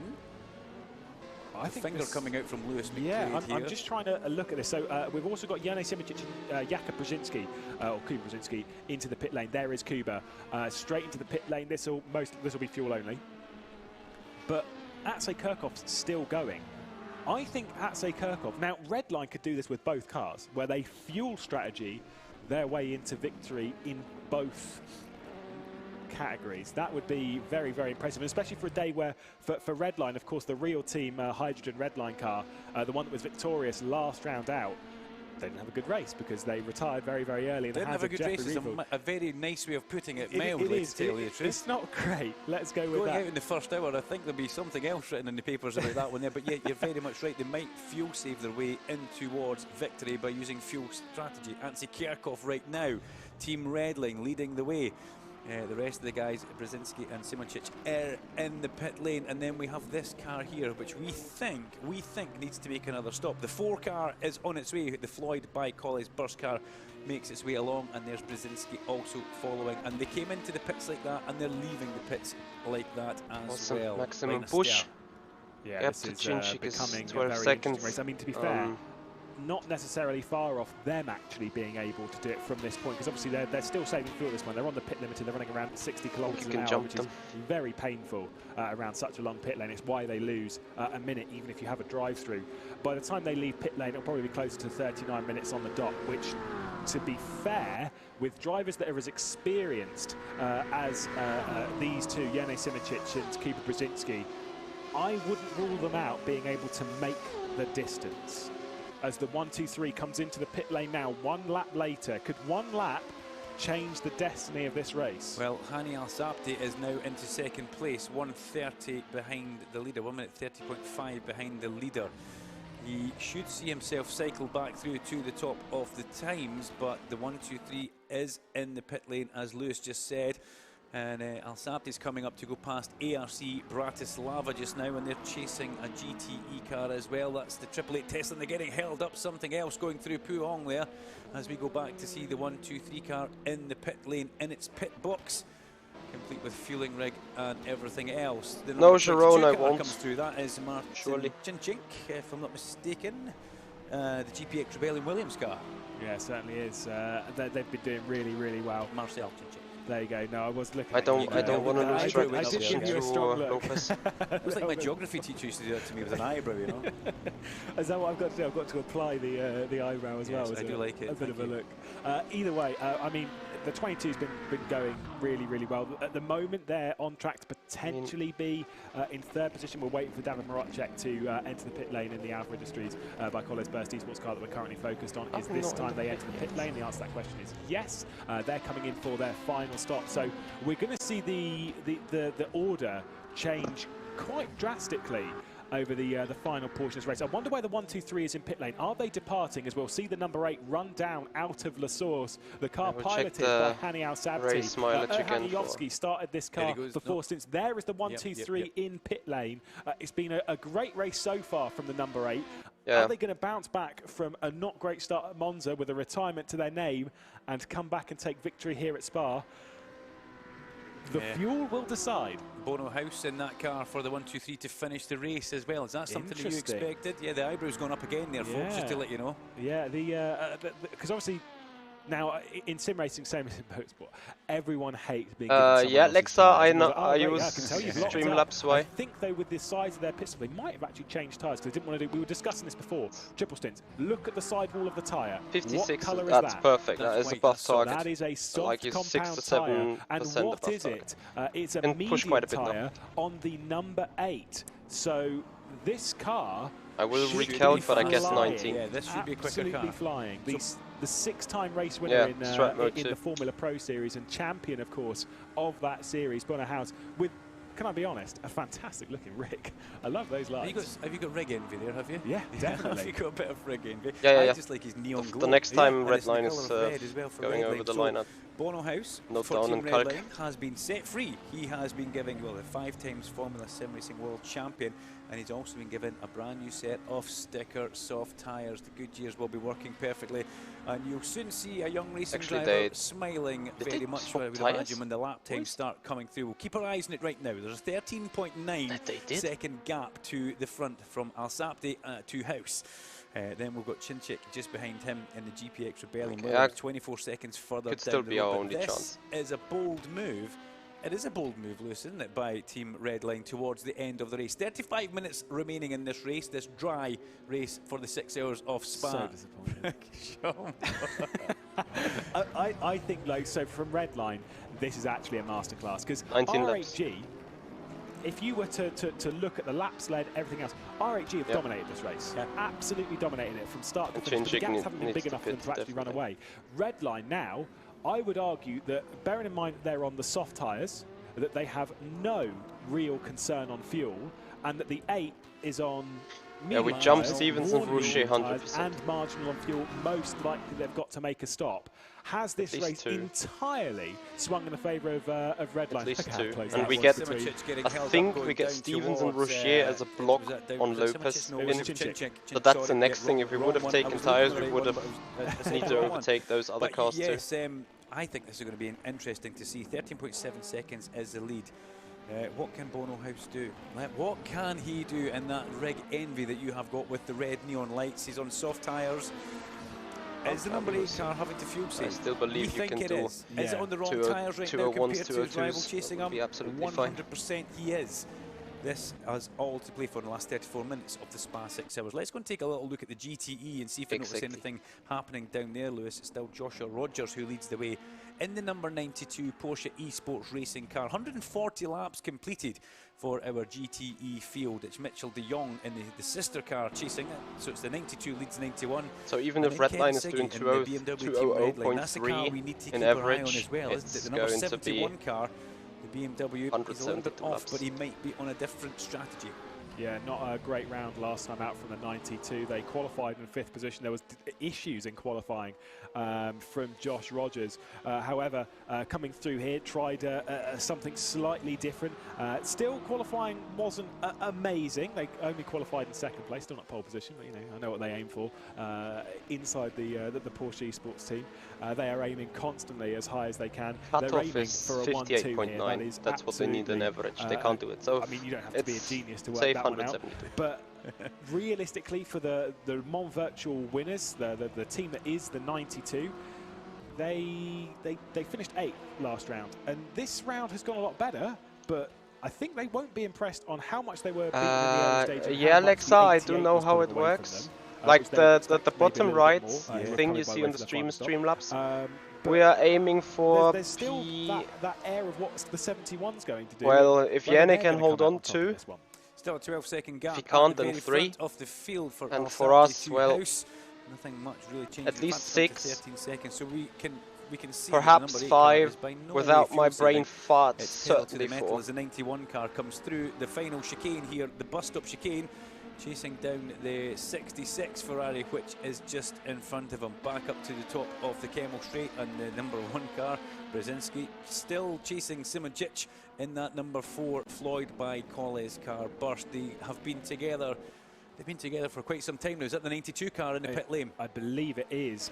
Coming down into the lane. Just a few things, obviously, as it is in sim racing when it comes to the final few laps. 202.4. Charlie Collins just set Have you had traffic in that lap? In GTE across the race in the final 32 minutes. The fastest lap, by the way, in prototype was set in the early stages by all Jeffrey Rietveld.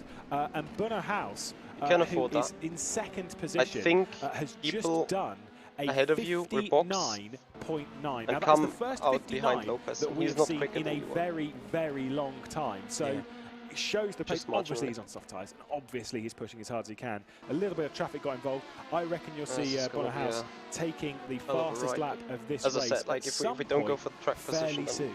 Yeah, so that will be an interesting one for them as well.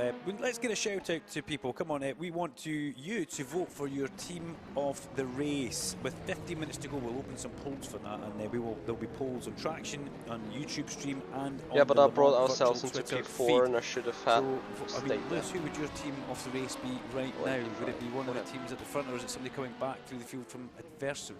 Oh, mate, you are throwing me under the bus. There's plenty of good teams to focus on here, of course. The way that some of the battling that we saw from Charlie Collins earlier on in the race, 77 by the way, is that the Proton competitions in the pit lane.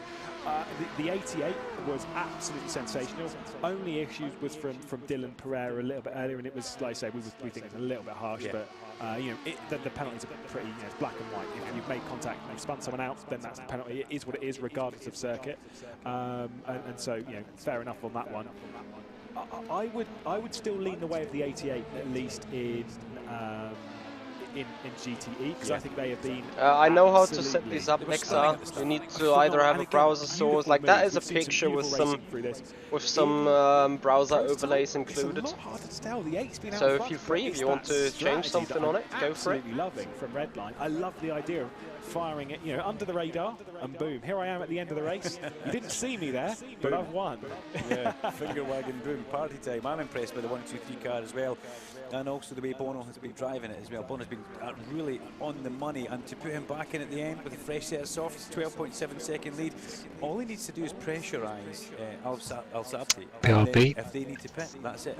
It's basically game over, and it heads towards Team Redline. But a lot can happen in the last 29 minutes of this race, as we can still see the number 1 Rebellion tries for all it's worth to get by the Floyd by Colley's burst number 4 car, and if anything, the Colley's car just seems to gap it in the middle part of the lap, and then when it comes to the Eau Rouge section, the Rebellion car seems to catch back up. They're going to catch some traffic here in towards the bus stop, which needs to be quite helpful. It looks like it's a 91 or 92 Porsche, if I'm not mistaken, as they come over the curbs there. And yeah, that's quite a lot of traffic, with one car coming into the pit lane as well at the front, in front of us all. Wait for that to come up. That's Chinchik actually away in the pit lane there. Yeah, now I would wonder though, between Brzezinski and Simoncic, with whether Brzezinski is going to sit on the rear end and not try and overtake the number 4 by Colley's Burst Esports car, for one major reason, and that is fuel saving. Although you can see it's just get blocked a little bit by the.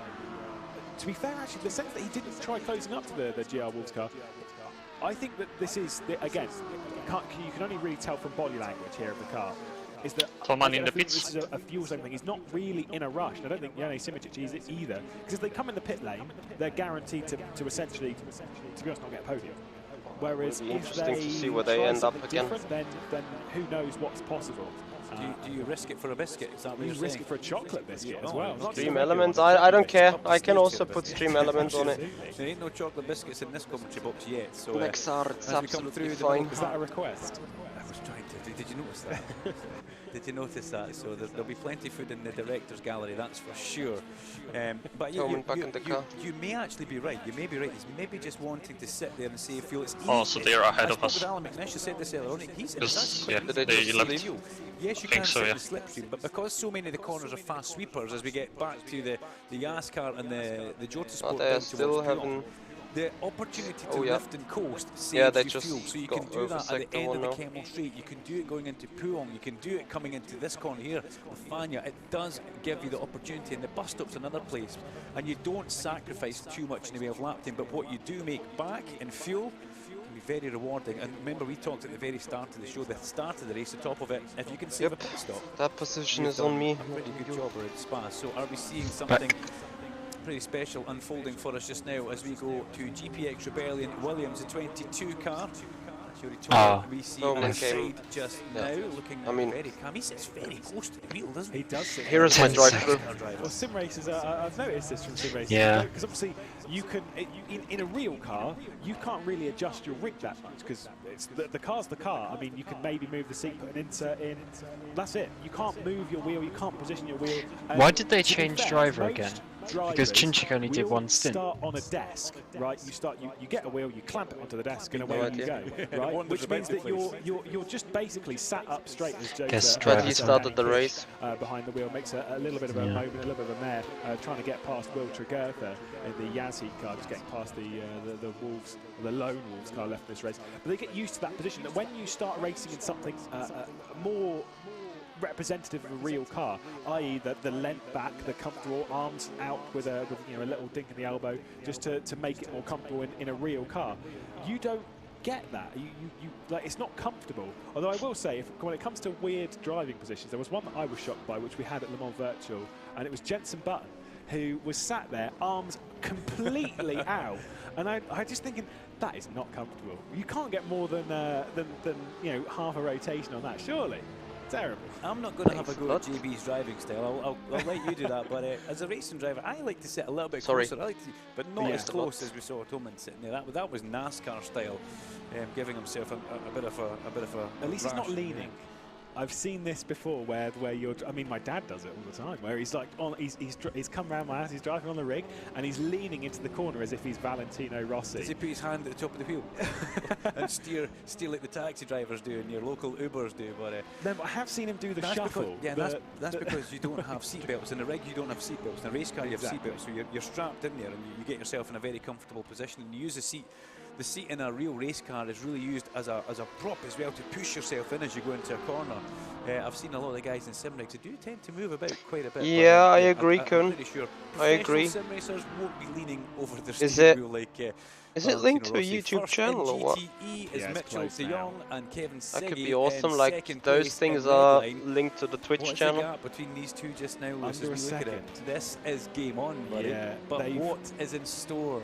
So the 71 now has a bit of a question mark over it because we still don't know. You are gaining time over Lopez. This is brilliant stuff from the 91. They've come into the pit lane. So and they've only taken P6 fuel, not is I taken think where we're going to end up. So they are double sitting in. We saw this from BS competition a little bit earlier. Great strategy work from Felix van Delft preparing for the wet weather that never came. He wasn't happy about it. He was messaging me, but they were ready for it. Coanda have not. I'm not sure necessarily saying that they've taken what they've seen, but still, the BS competition proved it was possible without losing too much time. And now Coanda with the Porsche Esports team are giving that one a go. We can see into Mitchell de Jong inside the Coanda house in their sim rig. Absolutely fantastic to see. But right now, there is a lot of pressure on his shoulders, and I did say that one of the biggest battles we not stupid, we would have been P4 versus Redline. I said we were going to get it, and here we go. The number 71, driven by Kevin Siggy, who joined Team Redline a couple of years ago after winning the McLaren Shadow project. This time, now tries to make a move on Mitchell de Jong. This is going to be exciting. I picture that house as a beautiful chalet in the middle of the Black Forest. I've got a picture of it somewhere. I'd like to know where it is, and if so, we should possibly get the lucky thing is for 6 hours you get like F1 kind of points. Le Mans Virtual Series for the 8 to 12 hours you get action from the 6 hours. I think 1.5 the points and 24 is double the points. Puts pressure on Mitchell de Jong. top line real driver and the real racing driver Mitchell de Jong under pressure from a top line sim driver. Ultimately, the sim driver should be faster, but Mitchell de Jong not cracking under any pressure in the 91 car, the car which Jimmy Bruni races in the World Endurance Championship for Porsche GT Racing here, heading towards the bus stop chicane. This is 23 minutes of this race remaining. Lewis is back on the phone trying to find a picture of the chalet, or texting somebody for some more advice on what the 71 car plans on doing as we now look at they're very cool headphones he's got. Would they be classed as Turtle Beach, or am I in completely the wrong They're green, so I would also assume. I'm not really up to date with that, unfortunately. But Kevin T, I mean, you were saying there about Mitchell de Jong maybe not being quite at the same speed as, because obviously being a pro. The thing is, he's been in sim racing for as long as everyone else, and so he is a talent in himself. And so I brought this up earlier when we were on with Chris, that when it comes to world champions, when it comes to top level stuff in sim racing, Mitchell de Jong is actually one of the drivers that you can't ask him a category, whether it's endurance racing, whether it's GTs, open wheelers, whether it's rallycross, oval stuff. He's done everything at the top level. Now he's going up against Kevin Siggy, who I've said before is one of the most multi-simulator talented drivers. He can race on rFactor 2, he can go over to iRacing, go over to a set course competition, go over to racing. He is competitive on everything, and that is so hard to do. So we are seeing two of the most multi-disciplined drivers going toe-to-toe. Yeah, that does come back to the real world, because we get so many real-world drivers who can do that, who can jump from World Endurance to Formula E, to go and do touring car racing, to do any other historic racing, maybe down at Goodwood, which they've got today. So the crossover is pretty big as one of the prototype cars makes its way past both these guys on the way to Puong. The 92 car, 91 car won't want to get compromised too much on the way in towards that corner. And was it? Well, I don't think so. But this is the pole man who we started the race in pole position for GTE, Kevin Siggy, in the BMW Team Red Line car. And he closes in on the back of Mitchell de Jong as they go through Lafagna in towards the Stavolo area of the section. Now, is he trying to coast there? Was there a lift and coast? Now, let's keep if we could stay on board and listen to this in towards the bus stop. Let's see. Alexa, it's fine if it is just YouTube. That would be awesome. Like that would give a new stream element, because the Streamlabs is linked to Twitch, and Stream Elements could then be linked to YouTube. So it could be an opportunity indeed. Let's see where he lifts. Yeah, that's a lift and coast, ladies and gentlemen. The 71 is in fuel-saving mode. Then he's catching so quickly. It looks like he could have possibly. Yeah, thank you, Justin. I'll try and take that as a positive. But that is the house. You can't really see too much. They've got a Porsche. If you look at is that in the driveway, that Porsche? It's a Lego Porsche as well. One half of it's Lego. So we've got a pretty cool house here, but we've also got a Mitchell de Jong under pressure from a fuel-saving Kevin Siggy. So this is big news.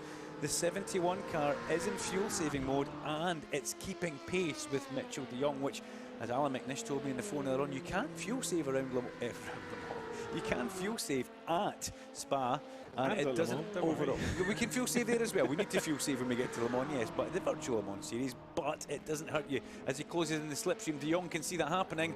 Siggy's just selling him a bit of a dummy just now. Is he going to try and go around the outside? No, I don't think he wants to pass him. He just wants to worry him. Oh, he's trying to get him offline though, and he certainly did so through Les Combes. Mitchell de Jong was in a little bit too deep, and then running out of Malmedy down towards Bruxelles. Is this going to be a move? I agree with you. I don't think that Kevin Siggy is going to make a move. Now, with a lot of drivers, I'd say, but surely you've just got to get on with it and then try and get ahead and then fuel save, back them up a little bit or something in that vein. But Kevin Siggy's the kind of guy that he can make a move when he wants to make a move. He doesn't have to rush this. And he'll save more fuel being behind, because not only can he lift and coast, he's also in the slipstream, so he's using less of what he has under his right foot. So clever stuff here from the 71 Red Line BMW team driver as he follows Mitchell de Jong around. And Mitchell de Jong's not daft. He knows exactly what's going on behind him.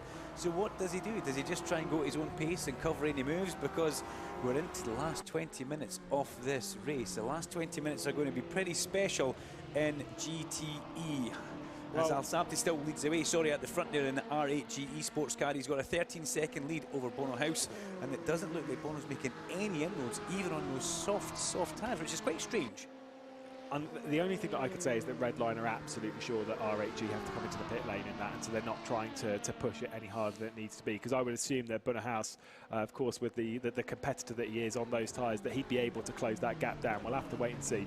Kevin Siggy, that was the ARC Black Bratislava car coming straight through the middle and actually creating a bit of a gap. Now this is it, right, for Mitchell de Jong. If he's got fuel in the tank, now, go. Absolutely, he needs to charge. He needs to get away right now. And the thing is, Philip Stamps and the whole Commander team, they're all sat there watching over this, and they'll keep their eye on this broadcast. They will have seen that Kevin Siggy was lifting a lot there. They know that he needs to save fuel, and that is a guarantee now, not a question. And so for Mitchell de Jong, if there is any time to absolutely fire up the timesheets, it is right now. The time is now for Mitchell de Jong. There's a second between these guys exactly as he crossed the line there, and Ziggy wasn't very happy with the ARC Bratislava David Nemchek car as he went past. There was a bit of a flash of the lights as if to say, I'll speak to you later on when I see you in a real paddock. I'm not happy with that manoeuvre. You've cost me time, and there was no real need for it. It could have possibly held back and got them on the exit of the corner. Such is the speed advantage of the P2. So we look at Kevin giving us a crunch time concentration face here as he comes down towards the Bruxelles hairpin just now. Has he got anything left in the tank? It's 1.2 seconds. Mitchell de Jong has extended it by 2/10 of a second. They both are in now. The first section of the track. The team must have been in the air saying he's fuel saving, now is go time. And go time is happening for that car at the front, the number 91 Porsche eSports Racing car. It's going to be enough. The gap is 60 seconds. Not just the time, he tries they to need the at least well, because when Kevin's there, 30 litres of fuel, which should be 12 or 13 seconds of stationary. He has to use more fuel. Well, we can only imagine. Of course, they are more quack. But let's see. 71 car. But who knows? Who knows?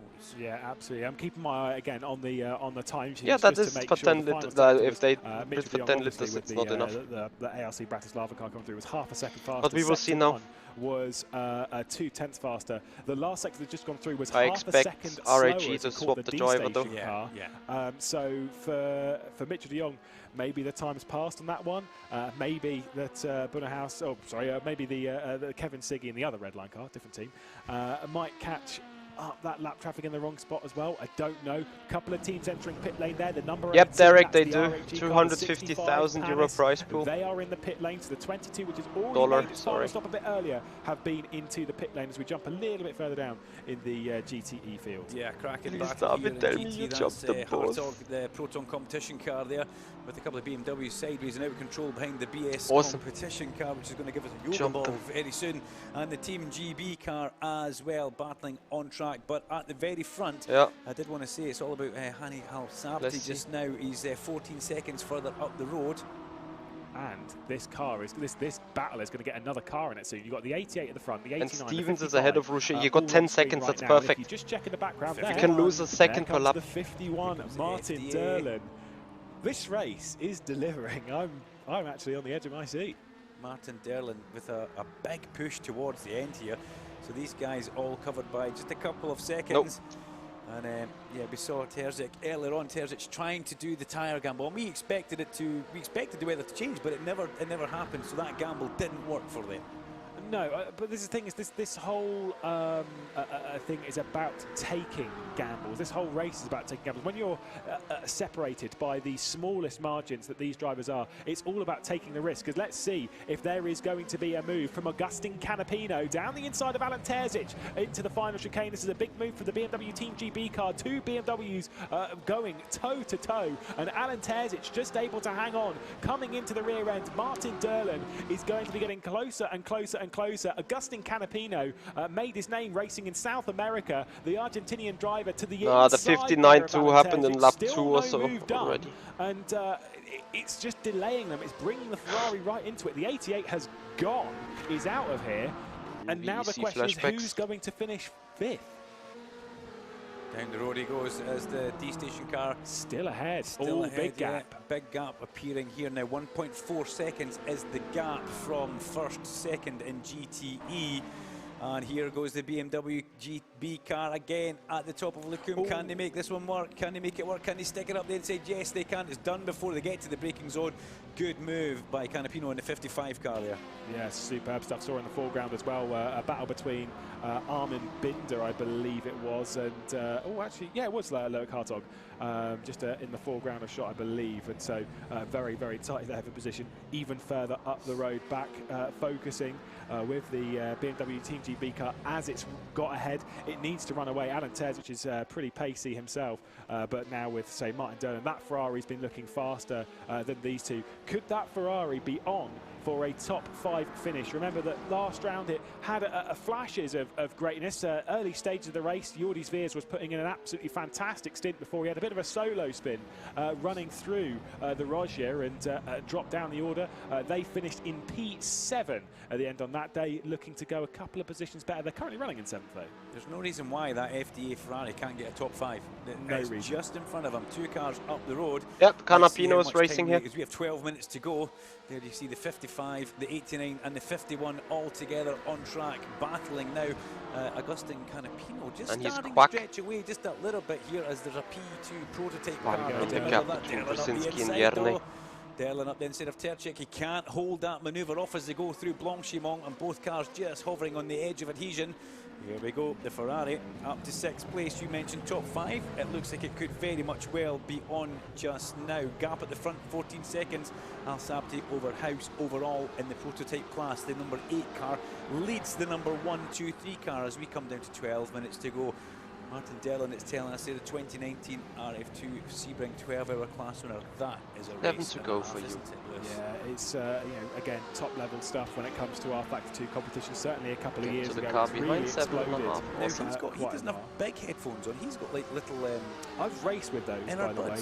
Horrible. Oh really? Yeah, because they start to drop out of your ear a little bit whilst you're driving, and it becomes very, very difficult. I actually crashed one, and I was racing on a controller. He's just had a huge outtake of breath there, and I don't blame him because he had the mother of all moments going through the middle of Eau Rouge up the hill, and you actually saw him in his sim rig exhaling breath as he gets to the top of Radion.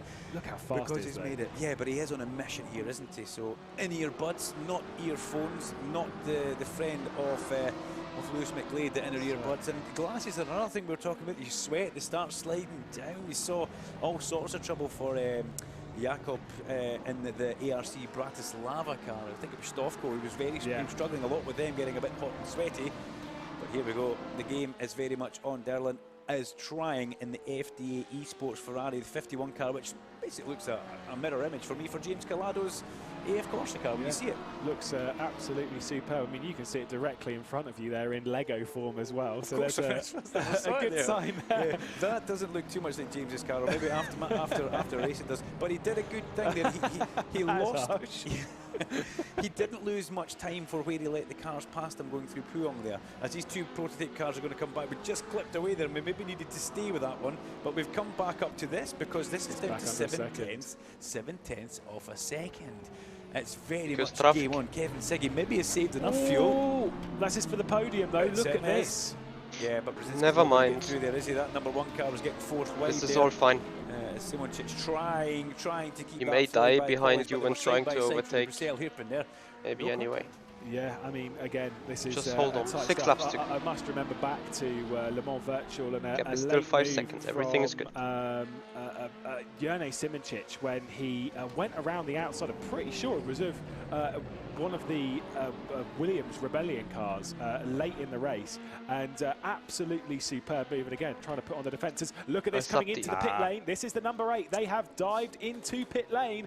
And now this race seems to be going into the favour of the number 1, 2, 3. And yes, well, Bono House will number 8 through the last corner.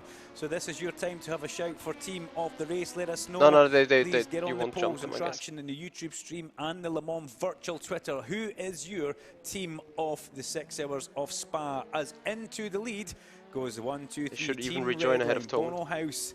Well, I've got to tip my hat. I doff my cap to you, Lewis McGlade. You mentioned that might have to happen, and it has happened now. Hence the reason why Bono is on the smooth, but he wasn't trying well, he was trying 100%, but he wasn't feeling the need to push to try and catch. Not every lap for him was a qualifier there. Yeah, didn't need it at all. And these two then, you say they both move up a position now onto the podium as the 8 drops down. A day of domination for R8G ends off the podium. Ooh. But it's better than what they had at Monza. It certainly is, but that is a rough day. It's losing positions as they come down the world's longest pit lane, you must add. But look at this, here we go, Kevin Siggy back out of the fuel-saving mode. He goes alongside, he's got his nose in front as they come up to the top of Lake Coombe. He gets the lead, he takes the lead from the 91 Porsche, which tries to fight back. But the BMW, we now have Redline leading the prototype and leading the GTE class as Lewis McGlade bites his hand as he watches that overtake take place. Yeah, that is, again, superb. Pretty easy move, all things considered, considering the pressure on. Just on the run down the straight line speed from the BMW Team Redline car, just too much for the Porsche Esports number 91. Now, do BMW, have they told him, we need to pit, you need to go? So have they told him to maybe just go past and get as far up the road to save a bit of face? Or has it a case of, we've saved enough fuel, we now know we are good? Watch the telemetry of him, that's what we need to do. Well, looking at the two drivers just now, the one on the left looks quite happy, Mitchell de Jong, even though he's just been overtaken. And Kevin Siggy, well, he's been like that ever since I saw him on Friday. He's never changed an expression last lap once. 10 faster. Sim races don't change their expression until they've been hit off, and then you can see plenty of words. That so what is our conclusion? Effectively, the gap to Al-Sabti is exactly a drive-through. I don't think you're too far wrong. Right, so we'll watch the data here. And it's more so because even though, of course, he's not in the slipstream. Now, this is one of two things. Either he's saved enough fuel that now he can push, or, like you say, they've given up and they are just pushing. They're worried about the rear gunner. They're worried about what's coming up behind them if they need to grab a pit stop here. Listen. No, still lifting. I think they still might be all right. Yeah, wow. Still lifting and coasting. Maybe they're just trying to make sure here. Maybe they have more tyre left on the BMW than the Porsche 981 car. Maybe they feel more comfortable to hold the lap time. And as we look at that, Kevin Siggy, BMW Redline, 152 laps complete, a 1.2 second lead over Mitchell de Jong. So the pace has dropped away from Mitchell de Jong on that last lap. He was quite a bit off through the first sector. Look at that, Kevin Siggy set a personal best first sector, 36.8 last time. That's very impressive. Well, obviously the car's a bit lighter now than it was earlier in the race, and obviously he would have, deep in slipstream, would have nailed Eau Rouge and Radion, and yeah, just caught up enough. Does show that he's keeping the rear tyres very much in check for the drive offer for the source, though. So all things looking good, and you can see there is a big gap all the way back now to Mitchell de Jong, close to about 1.5 seconds. 1 second it was across the first sector split as the Jota car is going to come through the middle of this. Going to wait until they've departed Malmedy before the Jota car gets down the inside. Kish in that car just now goes up the inside and doesn't cost anybody any time. Perfect bit of overtaking there as we go through here. So if it's still fuel saving mode for Kevin Siggy, this is impressive stuff. He's now hit the front of the GTE race with 5 minutes to go. Lewis, where has the time gone? We have had such a fabulous race in this commentary box, and the race has just disappeared from underneath us, and we're now 5 minutes towards the end of it. Yes, it's always the way with races, especially at this level. When it gets to the final moments, you always kind of think, oh wait, can we do this for another hour? Go on, stick another hour in the race. Yeah, it'll be fun. Can we not make this an 8-hour race? It's always the way with a race like this. It builds and builds and builds, and this is just you know. It shows that strategizing backwards is paramount in honestly, all I can things racing. sleep well enough you're with a focused P6. on where you want to be at the end of the race. Now, with a race of potential wetness that we never got, teams were preparing potentially too much for that. Yeah, the teams were looking at the weather, thinking it's coming, so we'll prepare for it. Of course. Actually, they've maybe been caught off guard. But maybe then they didn't have a plan B. Yeah, maybe exactly. they focused on this weather plan, and then hang on, the weather hasn't come. Exactly. Look what we've got, and now we see the two leaders, Team Redline. What a day for Team Redline, leading the prototype, leading in the GTE with the BMW Team Redline car. And I've got to say though, in hindsight, Mitchell de Jong is only 1.1 seconds back. He's certainly not given up, has he? Yeah, it's. I mean, of course he's not going to. There's still 4.5 minutes left of this race. There's still plenty of laps left to go. I'd say in the prototypes, the 1, 2, 3's in a really good position. The battle, though, for second position is still very close between the 4 and the 1. leaders crossing 3 laps from here, right? Yeah, 3 laps. Exactly. Who knows what could happen with these two guys here? 4, Simon actually, and 4 Brzezinski. This could, well, you never know. We could see Al-Sabti very much in the second place. Who knows what will happen it is up for grabs. The intervals you can see on the screen there. And now we've gone for the split screen, the two leaders of the classes overall.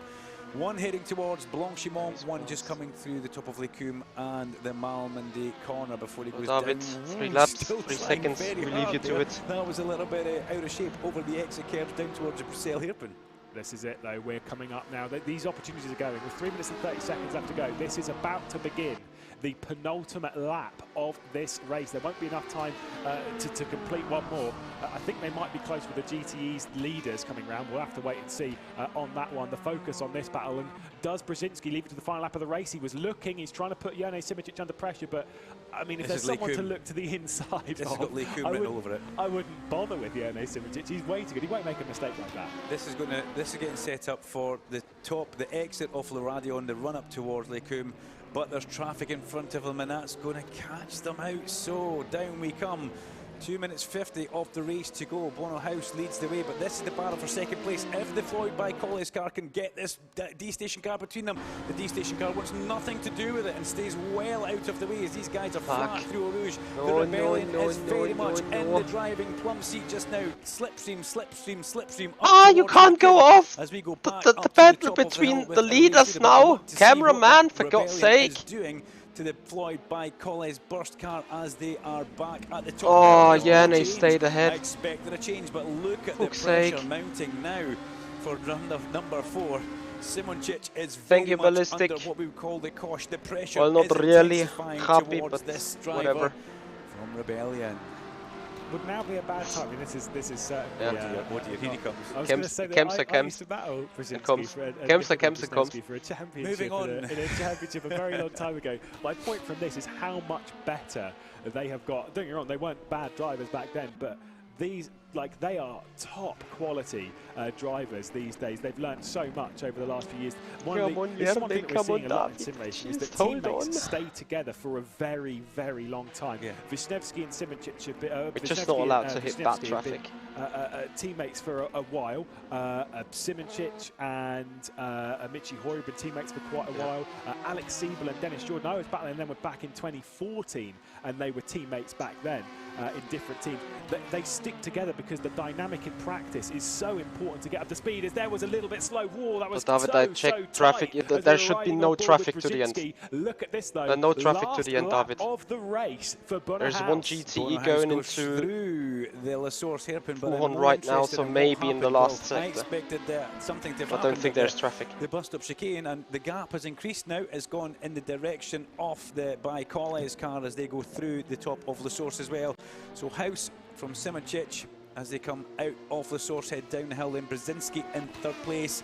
Brzezinski is now too far back in my eyes for the last lap to have any manoeuvre as the ARC Bratislava car comes out. I hope we're keeping our eyes on the GTE to see where Kevin Siggy is if he goes into the pit lane. Has to splash and dash, safe. But if not, it has been a sensational run for the BMW BMW Red Line team in GTE. The fuel-saving game, the gamble has worked perfectly for these guys, and this is the final lap of the 6 hours. Here we see Ziggy coming through the Blanchimont corner. What will he do? I think he's done enough. I really do think he's done enough. They wouldn't be pushing this hard just to next splash GTE this now is, by the way, this is final lap at the top left. This is final lap for our leader in prototype. This is the penultimate lap, and then starting the final for GTE. Anyone confused at home? Yes. No, I think everybody's good at home. Everything we will still get the lead. We have the most amazing audience ever. On to the last lap for the GTE battle goes. Kevin Siggy and BMW Team Redline. It's Bono House though that leads for BMW, or Team Redline, sorry, at the very sharp end GTE of this race, and he is a big 12 seconds up the road, and it again has been a bit of a strategy gamble which has paid off. Both these teams incredibly, they know what they're doing. They're professional teams, and they're coming round to finish the race and make a very happy team manager for both these cars. Could be a final dive into the last corner, the bus stop for Bono House. Team Redline, it's been incredible. Team number 1, 2, 3, out of the last corner. There he is. He'll give us a bit of a smile as he crosses the line and takes victory in the 6 hours of Spa for the Le Mans Virtual Series. Fabulous drive from Bono House. Second place will go to Simoncic, and Brzezinski should come home in a fine third place. There was enough time between those two guys as they were coming in towards the bus stop. chicane. Fabulous, fabulous stuff. They've now crossed the line. GTE out of no name. It could have been, what could have been, Lewis, for that part comes through, and he will get a 4th place, 40-odd seconds behind Bono House and the rest of the guys. He's going to hit the GTE right into the bus stop. I can't. Cracking stuff from Team Redline. We now go and see Oh. where he's coming through the middle of Puong. Now we just hope this can make it towards the end. This must be quite nervous moments. Yeah, that's enough. 1.5. Yeah, the thing is they will have tracked this fuel mileage so great job, Jerny. Great job. Exactly how much fuel it takes to do a lap and what's left. I think they should be all right. No they GTE have, traffic. They'll be timing this. GTE approaches Blanchimont. You should be clear of GTE traffic. These cars, they don't just get to 0 litres and then go, and they're off. They do cough a little bit with the last few little bits of fuel. I think it's under a litre when they get to that point. Yeah, so I'm sure they'll be watching it closely. Let him Still will lift, I'm absolutely sure of it, down into the bus stop. But this is looking really, really good for Kevin Siggy and BMW Team Redline to take victory. Into the bus stop for one last time with the nice big lift. A gap behind him towards Mitchell de Jong. But car number 71, Kevin Siggy for BMW Team Redline, comes out from the bus stop chicane and accelerates across. Yes, David. Yes, yes. That's a rare smile on the face of Kevin Siggy there. Gives the steering wheel a little left to right. Oh, I did not give you a good place indeed. In the Porsche eSports car. He'll be delighted with that one. Sage Karam should come home. Sage Karam in 3rd place. He is some 45 seconds awesome job off his teammate. But what a drive, what a day for Team Redline, winning the prototype and the GTE, Lewis. Yeah, yesterday was a great day. They had pole position in both categories, with, of course, the 71 on pole position in the GTE, and it was the 70 on pole position in the prototype category.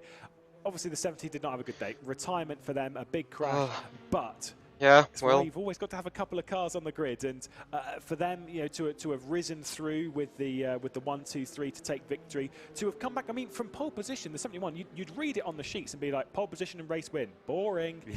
They didn't lead basically any of that race until the last few moments, showing that you don't have to lead to win. It's always, we know it, it's the last lap that counts. It's the last lap that counts. There is your team of the day. The 1, 2, 3 Team Redline won the team vote. Lexa, you're still around by chance. Wouldn't it be ironic if you Thank you so much. So Lexa, could you do the pictures again? For both cars in one picture, one car in one picture, portrait, landscape, with that race. And so they should be, as Lewis McGlade sponsor said, logos on it. That would be great. I've just shoot you a message. They did what they had to do, and they led the last 5 minutes of that race. Awesome. So guys, yeah, with that one. A good 6-hour race. I could still rage because of my drive-through penalty. The matter of fact that we got P6 in the end was due to the great driving job of David and the good job overall. The guys have done amazing, and well, I could punch myself in the face for the fucking drive-through. So yeah, it is what it is. Guys, thank you very, very much indeed for your time. Thank you so much for your patience, and yeah, for the watch party. We will go on in this journey on the 6th of November for the 8 hours of Nordschleife. So yeah, guys, thank you for your time. See you. Bye-bye.